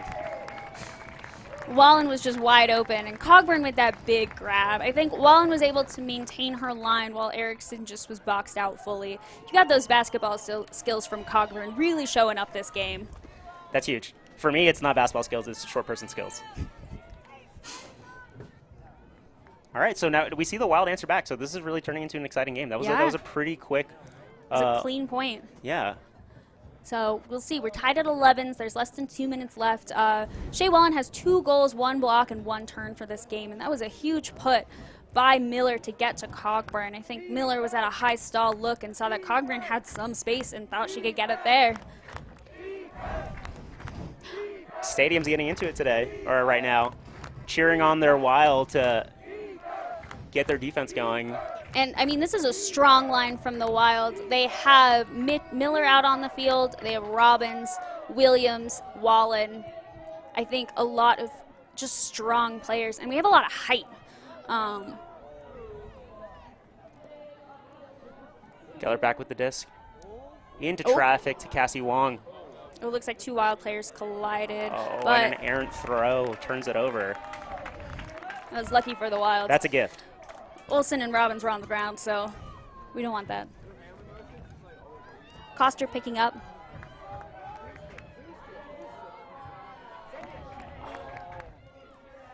Koster needing to get it off the line. We got Williams with the disc. Oh, great turn by Williams. Oh, I'm assuming a stall called on Koster.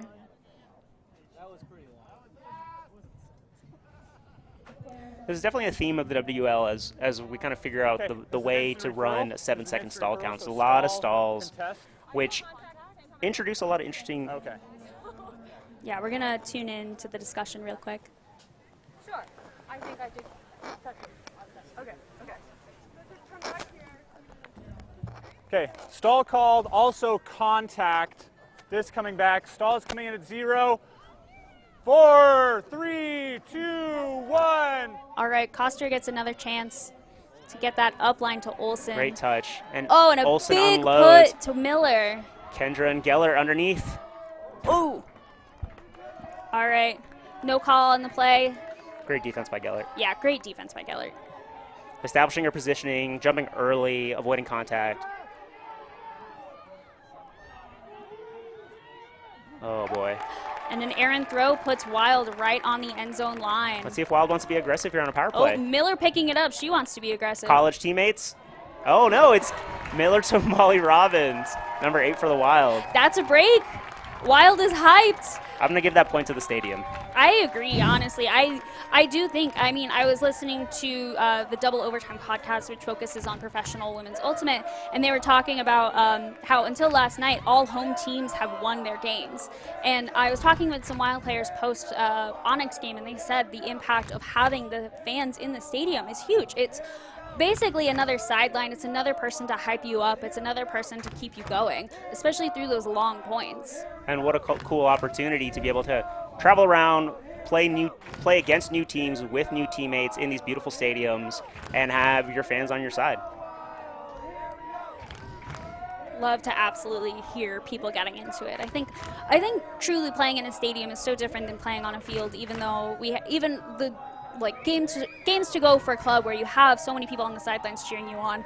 In the stadium, it's completely different. You can hear everyone, you can see everyone, and you get to see some familiar faces. Oh, a short pull with 53 seconds left in the game, or in the quarter. And the clock is going to run until the Tempest get up on it. Yeah, clock is running. Very strategic. And a trap sideline. Wallen getting really close there. Oh, a big upline, and Wallen with the D. They wanted that quick turn or that quick goal, so they have another opportunity. There is 30 seconds left. Shearstern on the mark against Jess Olsen handling.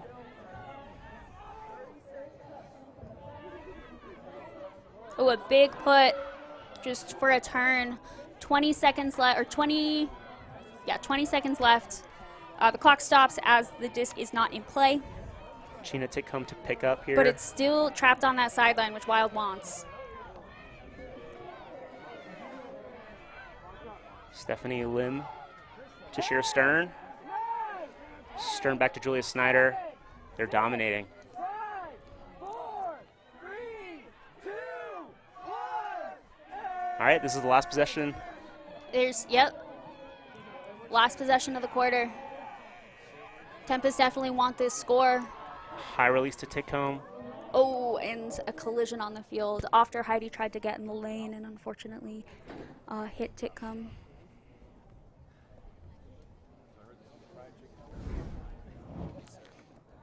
Yeah, high release from Stern unfortunately created a collision. I think that's always the issue with Pochi defense. There's a chance for contact. I think the key is establishing position early, which unfortunately after Heidi didn't have and received a card. Pre-stall. In the WUL, we also have a specific rule set where coaches can request cards post-game or challenge cards. But it looks like Titcomb is able to come away with the assist. She was able to throw it to Steph Lim. That's a big goal. And that's the end of the third quarter. We have 12 minutes left of gameplay soon. We have a tie game right now, so the fourth quarter is going to be something to watch. We got a show coming. Yeah, I think, was it 10-10 at a half? Yes. Wow, so just 2 points there per team in that quarter. And coming up, we're looking to see how this game finishes up. Stay tuned.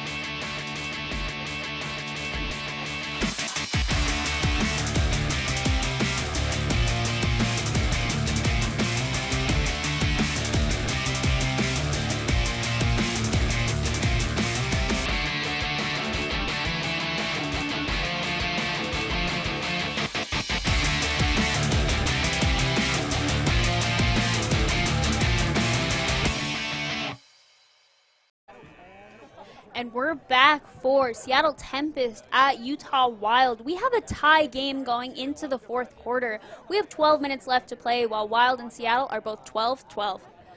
We have a beautiful view of the Wasatch Range. We have a beautiful view from this stadium where you have a nice view of the city. The sun came out for a little bit. Now we have a little bit of cloud cover, which is honestly nice because I am baking in this booth. Wild is going to receive on this quarter. I think that's a pretty big advantage for the Wild. just being able to get the disc out of the quarter. Yeah, so if Wild can stay on serve, they'll win the game. Jamie Erickson back with the pull.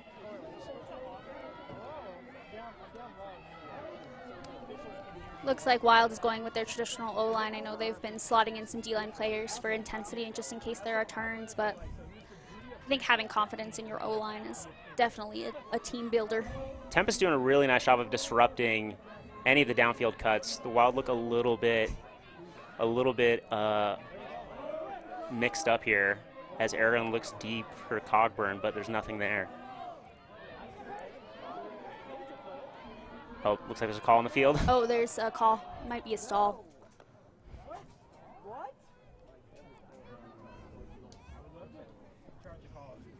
I think the discussion's between Aragon and I cannot see the number of the... Okay, so it is a stall contest. Okay, and you're coming to the observer?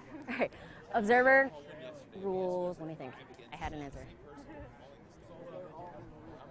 I know, I was streaming the last 3 minutes.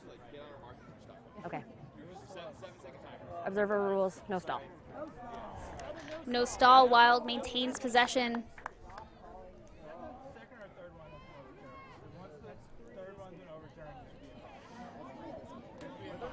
And players are able to move after the play.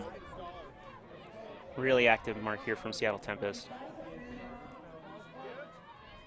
Looks like the cutters are cutting themselves off a little bit. I think there needs to be a little bit more communication on what's happening on the field. Bigham with a big backhand to Stoller, to Kircher, to Cogburn for the hold. Really, really impressive way to finish that point. Looks like Cogburn and Kircher were working on their secret handshake. Now's the time. Now's the time. Learn it yourself and you can be just as good as them.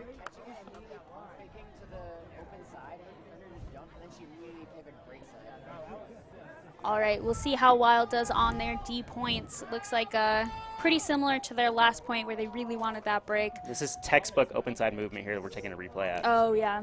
We love the bump outs to power positions to strikes.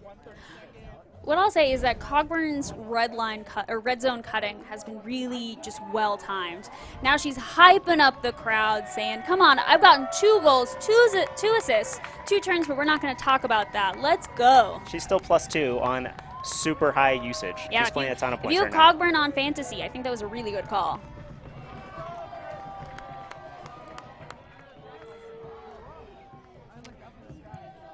Seattle running their isolated 2 handlers. Looks like Wild's in a zone look. Wild's in a something look for sure. They're doing something. If I don't know what's going on, then that's good. Because that's going to be tough for the handlers. Looks like they're moving into a person look, and that was a huge layup by grab. number 30, Sarah Bendit, to keep that disc alive. That was Shira Stern with that grab, but a quick turn on Ricarte.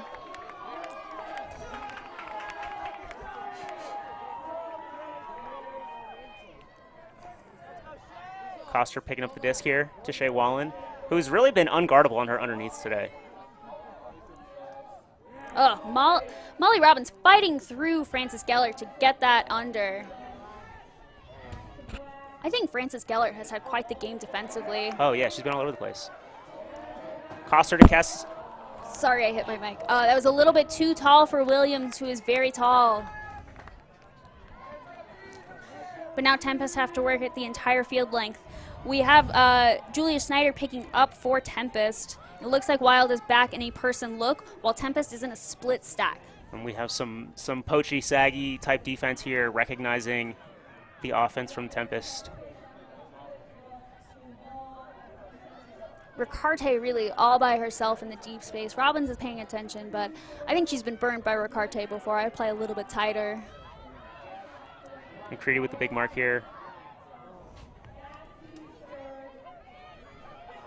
McCready getting close on that, but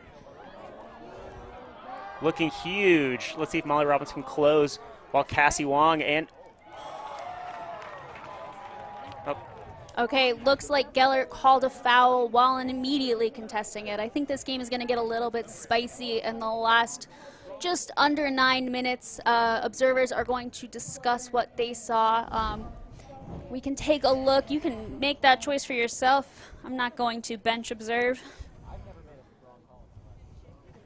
That's a tough one from this angle. Yeah. Looks like the contest was held up. No foul.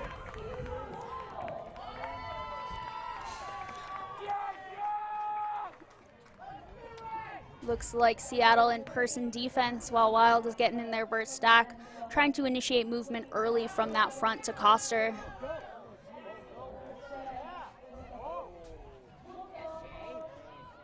Wallen wide open. Molly Robbins working underneath. Oh, high style look to Williams, who's able to catch that blade. That kind of throw has really become a hallmark of the WL. It's very thrilling.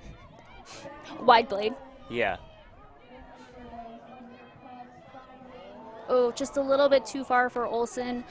I'll say Linnea Sue had a really good mark on Wallen. Ricarte is streaking deep, no one on her. Okay, Wallen is kind of in the area, but... Gellert back. Looking for a strike cut. Ooh, Snyder back to Ricarte, or to Gellert. Oh, a contested throw, but Tempest able to bring that in.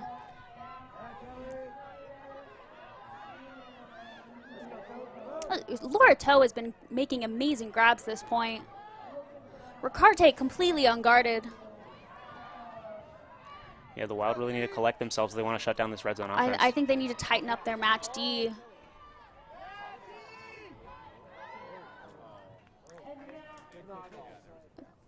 Looks like a call on the field, I think a pick.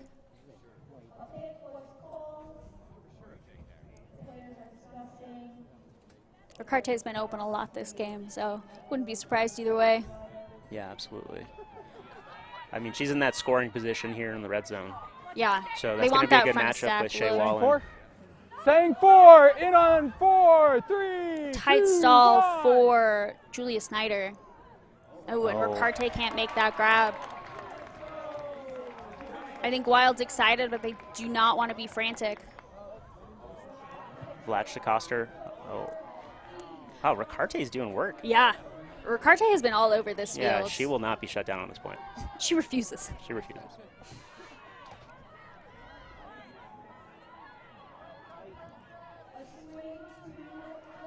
Oh, beautiful backhand by Toe. Lim to Gellert. Oh, it's a Lim on strike.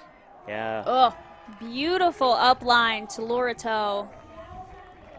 That was a gritty point for the Wild, and I think we're going to see more contested calls in this last quarter.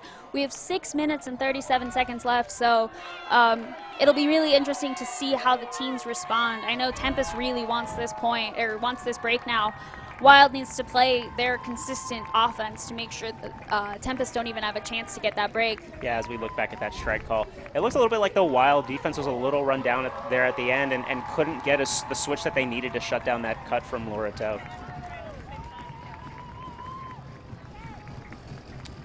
Yeah, Wild only has one more timeout at this point, or this half, and Seattle has no more. So I think we'll see when the Wild coaching staff decide to actually take advantage of that and maybe swap some lines out for some good decision making, or fresh legs. Or both. Or both. That was a beautiful pull by Sharon Sow. Pulled down by Crowley, looking to center to Aragon. Looks like a zone look.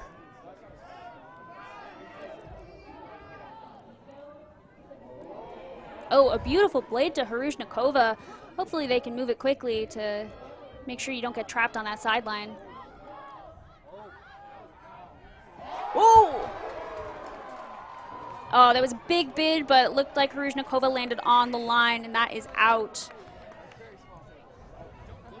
Let's see. Russell picking up for Tempest, centering it to Stephanie Lim.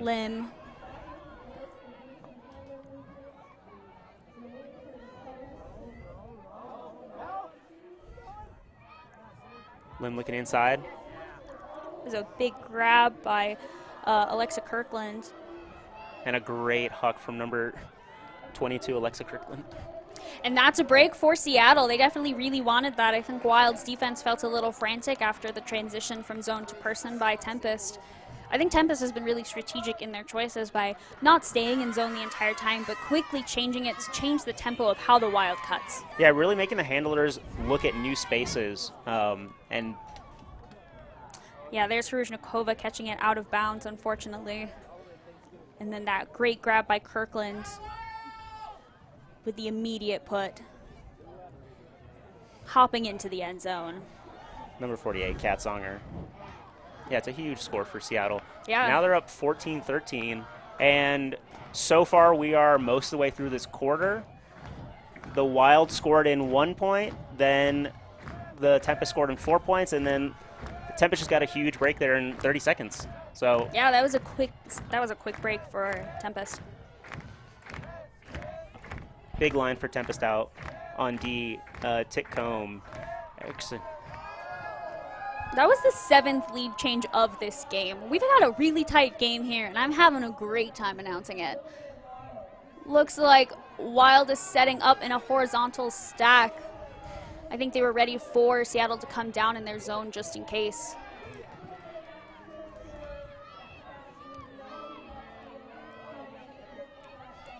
Centering to Crowley. Wild moving into a vert set. It looked a little deep, but Mayhaw's able to get it in. Just beyond the long reach of Jimmy Erickson.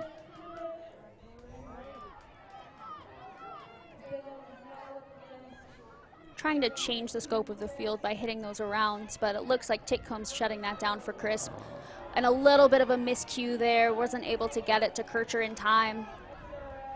Yeah, those away cuts are really difficult. If you're not perfectly in sync with your thrower, it's going to be difficult to hit those.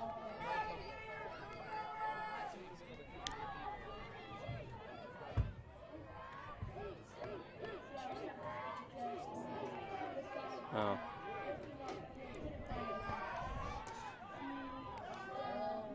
Sam Rodenberg with the disc right now. Tempest has done an excellent job moving the disc up the field.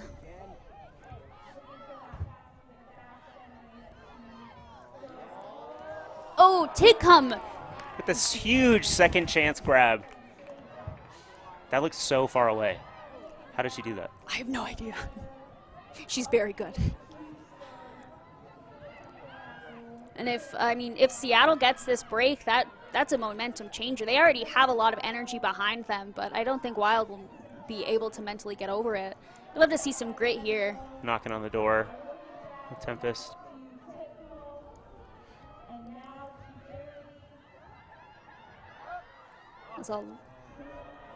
And Garrity brings it in. Well, look.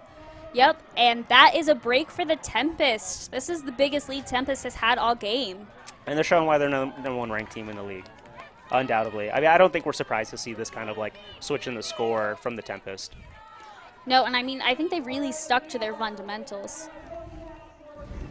We can take a quick look at Titcomb missing it, but getting the second attempt for that big layout. Definitely worth it because they got that break.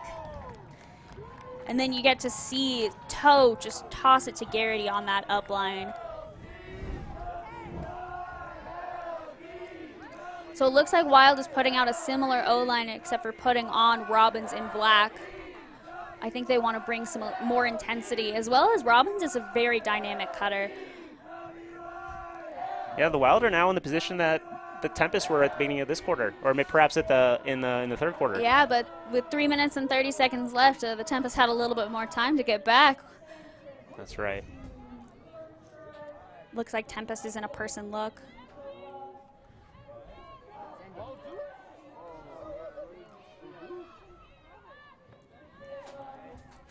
Flash on the near sideline with the forehand.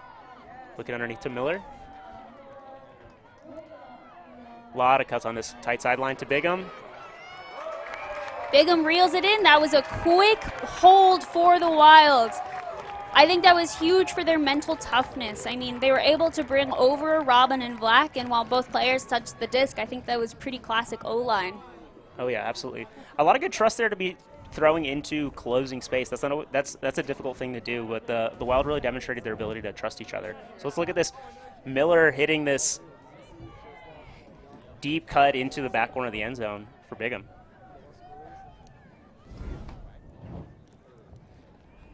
All right, and then for the Wild D-line, it looks like they're putting Wallen, Miller, Robbins, Williams, Coster out there, and Olsen. It looks like Robbins and Williams have really utilized their height this game with picking up some trash on those high stall throws, while Wallen is just a cutter that Tempest has had a really hard time containing. And it looks like Tempest is putting out a similar line to what they had in their previous scoring, their previous goal with Titcomb, Erickson, Stern, Gellert, Abramovich. All names you've heard before, really. Looks like Wild is coming in a person look, but Tempest is coming in that side stack. A toe-the-line grab. Oh, it looks like it might have been an out. Ooh. Looks like Kirkland was on the line, and it was called not in. It's still true. This is a game of inches. Oh, it looks like Crowley is on the line, who traditionally plays for the Wild O-line. She's a big thrower, though. Lots of people underneath. Yeah. That's tough. I think she needed to put a little bit more air on it, but she was trapped on the line and saw Shea running deep. Looks like Seattle is still staying in kind of a side stack scenario. I don't know what that is. Oh, side stack now, yeah. 2 minutes left in the game. Wild really needs this break to stay in it. Wallen with the foot block. Oh, it looks like a foul was called. Wallen contesting. Foul contest. Observer ruling, it is a foul. We are coming back on stall 1. Observers uphold the foul call. Sau maintains possession.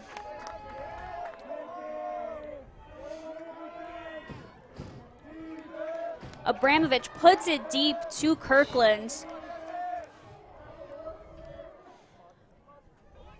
A big around two-toe. Sau. I think Sau was feeling a little spicy after that foul and was really able to put it away. So that's a hold. Yeah, just 1 minute and 30 seconds left. We can see how Wild adjusts. I think they're going to put a pretty similar O-line out to their last point. We can take a look back at that Sau Wallen discussion. You can see if you think it was a foul yourself. Another close one. Another close one. It looks like, you know, this game has really been a game of momentum, and right now it's swung back to Seattle. They're playing with more energy. Yeah, than I've seen this entire game. They've really, after getting that second break, they felt refreshed.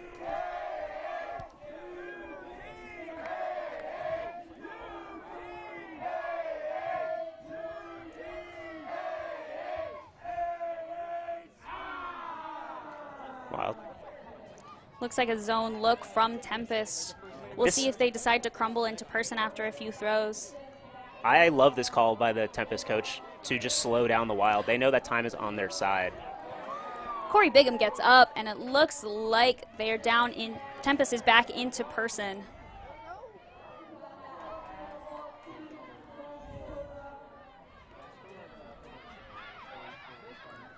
Aragon managing to save possession, though it was a high stall throw.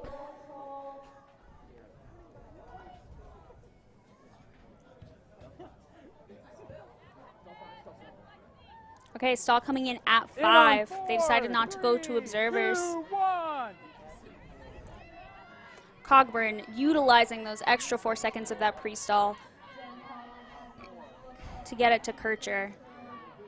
Kircher and going a the whole. Big look to Crisp, who reels it in for the hold.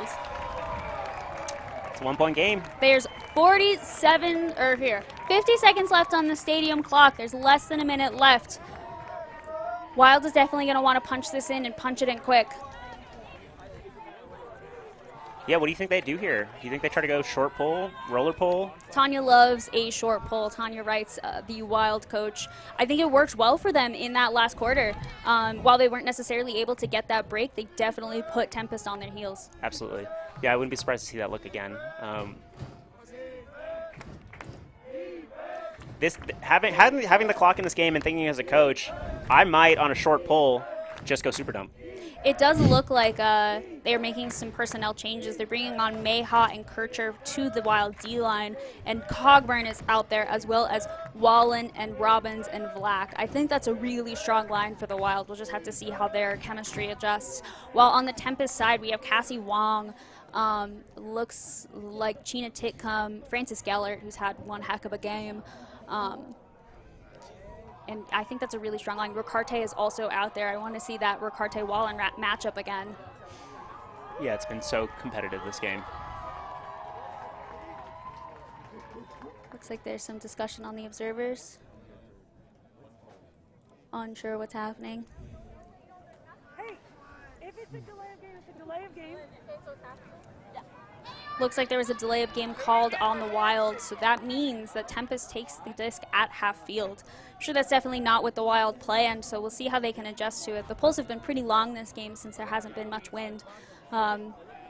So either they're going to hope for a short score so Wild has a chance to get it back, or they're going to really try and punch it in and get that turn quick. Can I say bold move? Let's see how it plays out. You already did. It's like Cassie Wong with the disc. She's a dynamic thrower. Flatch on the mark. Snyder using those fakes very effectively. A big put in the end zone, and Wallen makes it so Gellert cannot reel it in. 30 seconds left in this game. There's a call on the field. A foul, no contest. Wow. Okay.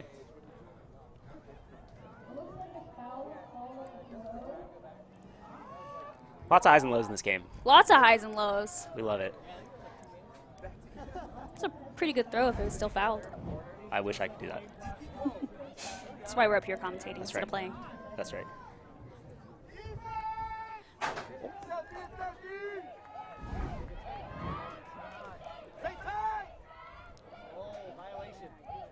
A violation was called.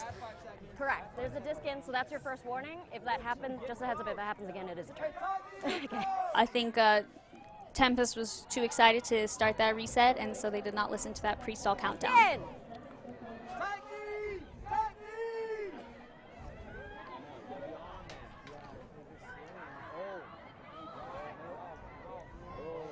Ricarte.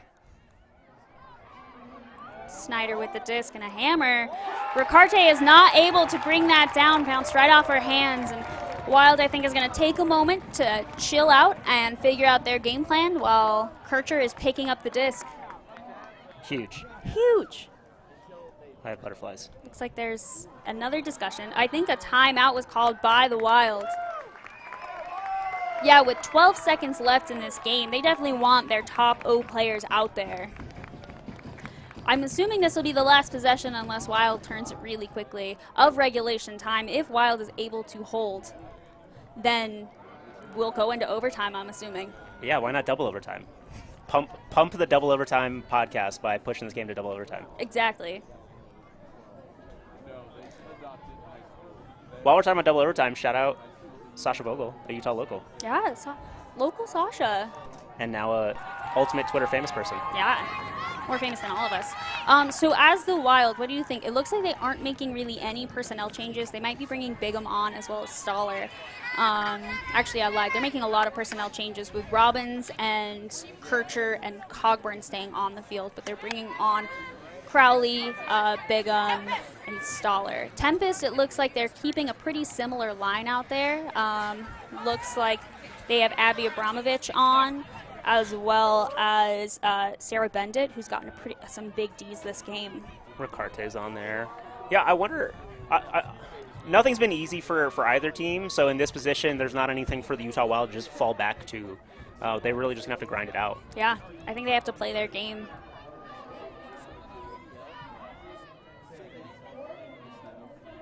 Little bracket here on top of the vertical stack.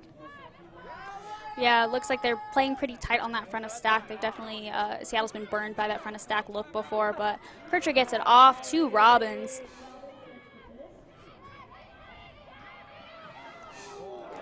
Kircher with the diving grab. this is officially the last possession, so Wild wants to get this score so they can go into overtime. Tempest wants to create that turn so they can put this win away, but though it hasn't been easy for anyone. Number 48, Kat Songer with a big layout, but unfortunately misses the disc. Great composure here by the Wild, where they have some contested deep looks, but they're really taking these big unders. Oh, Cogburn with the turn, and unfortunately that is end of game. I think Wild really played their hardest, and I am thrilled to see such a tight competition against Seattle. You cannot quote me on this, but I do think this is the closest game Seattle has played, at least in my mind. I believe that is true. They have a 33-plus point differential, so at least with Wild they only have +1. Yeesh. Yeah, I think Seattle played a heck of a game. I think it took a little bit for them to find their rhythm, but I think they managed to find that fine balance between composure and fire. During the fourth quarter, that's where they really shined. They were able to get a break back as well as get that final break to seal this game away. I think Wild had a great mental game. I think while they had their shaky moments, they were able to make those up very quickly. We can see that final turnover. Kircher just trying to hit an under, and then just a missed throw to Cogburn. And that's a tough one to watch because we know the Wild wouldn't be here with within a point of the Tempest if not for Cogburn's exceptional play, even through possible injury.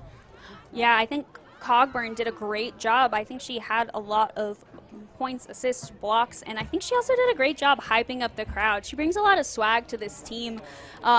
Though we have our own players, while Wild has some players that bring the swag, I think Cogburn was the one who really brought the confidence to this game. I mean, she's played in Seattle. She kind of knows these people probably more than most. And yeah, I mean, I think I want to shout out Ricarte on Tempest. I think she made some defense really difficult. She played some tight defense and made some clutch grabs for the Tempest. And I mean, let's see, Frances Gellert, she got some big Ds. She was able to be a deep threat for the Wild, or against the Wild, and I think we can take a look at the standings now. Tempest with the official 5-0 record. Only got 1 point more on that point differential, though. And we will see Utah Wild face off against the San Diego Superbloom tomorrow. As I said earlier, Tempest, Superbloom, and Onyx have all secured their final spot, or have secured a spot in championship weekend. So now they're trying to determine seeding, while Wild is still trying to get that final spot. There's a lot that needs to happen for them to get in, but there's still hope. I think Wild really proved themselves to be a gritty team, and I think that was a glimpse of potential that we have seen all weekend. I also think this is the best weather that they have played in, maybe minus the San Francisco game, but I think their game in LA was pretty windy from what I saw, so nice to see what they can do in some sunshine. What are your final thoughts on the game, Alex? I mean, I just want to say, even though the Wild ended up coming a little short in this game, I think there's a lot that they should be proud of here as they come out to the stands cheering. And hopefully, you know, if I may say it, they could be a team in the championship weekend that shake things up. You know, they pushed the Tempest to a 1-point game, the closest game the Tempest have had. And it's something that I think the Wild can continue to do. You know, we here in the Mountain West, we bring in a huge region of players, and it's very impressive to see players from all over the country come together as a single team. Yeah, I did the stats once, but we have like 20 different colleges represented and even more club teams or something like that. Like the Wild is truly a team where it's a challenge to see whether just taking skill players and putting them together or trying to build that chemistry is what's going to win out. And I think Seattle is a combination of both. And we get to see the Discraft play of the game. It's Chyna Titcomb losing it and then getting the disc back for a key point for the Tempest. This was their second break of the game, and Chyna saving that disc is really what clinched the win for Seattle. Just absolutely huge. Like, we've seen so many missed catches this game, but that one she made, and that was very important. So we get to see Seattle taking some team photos. Trying to celebrate. You will see Seattle play next weekend against Oregon. So that game will definitely be for seeding. That'll be a good one to watch.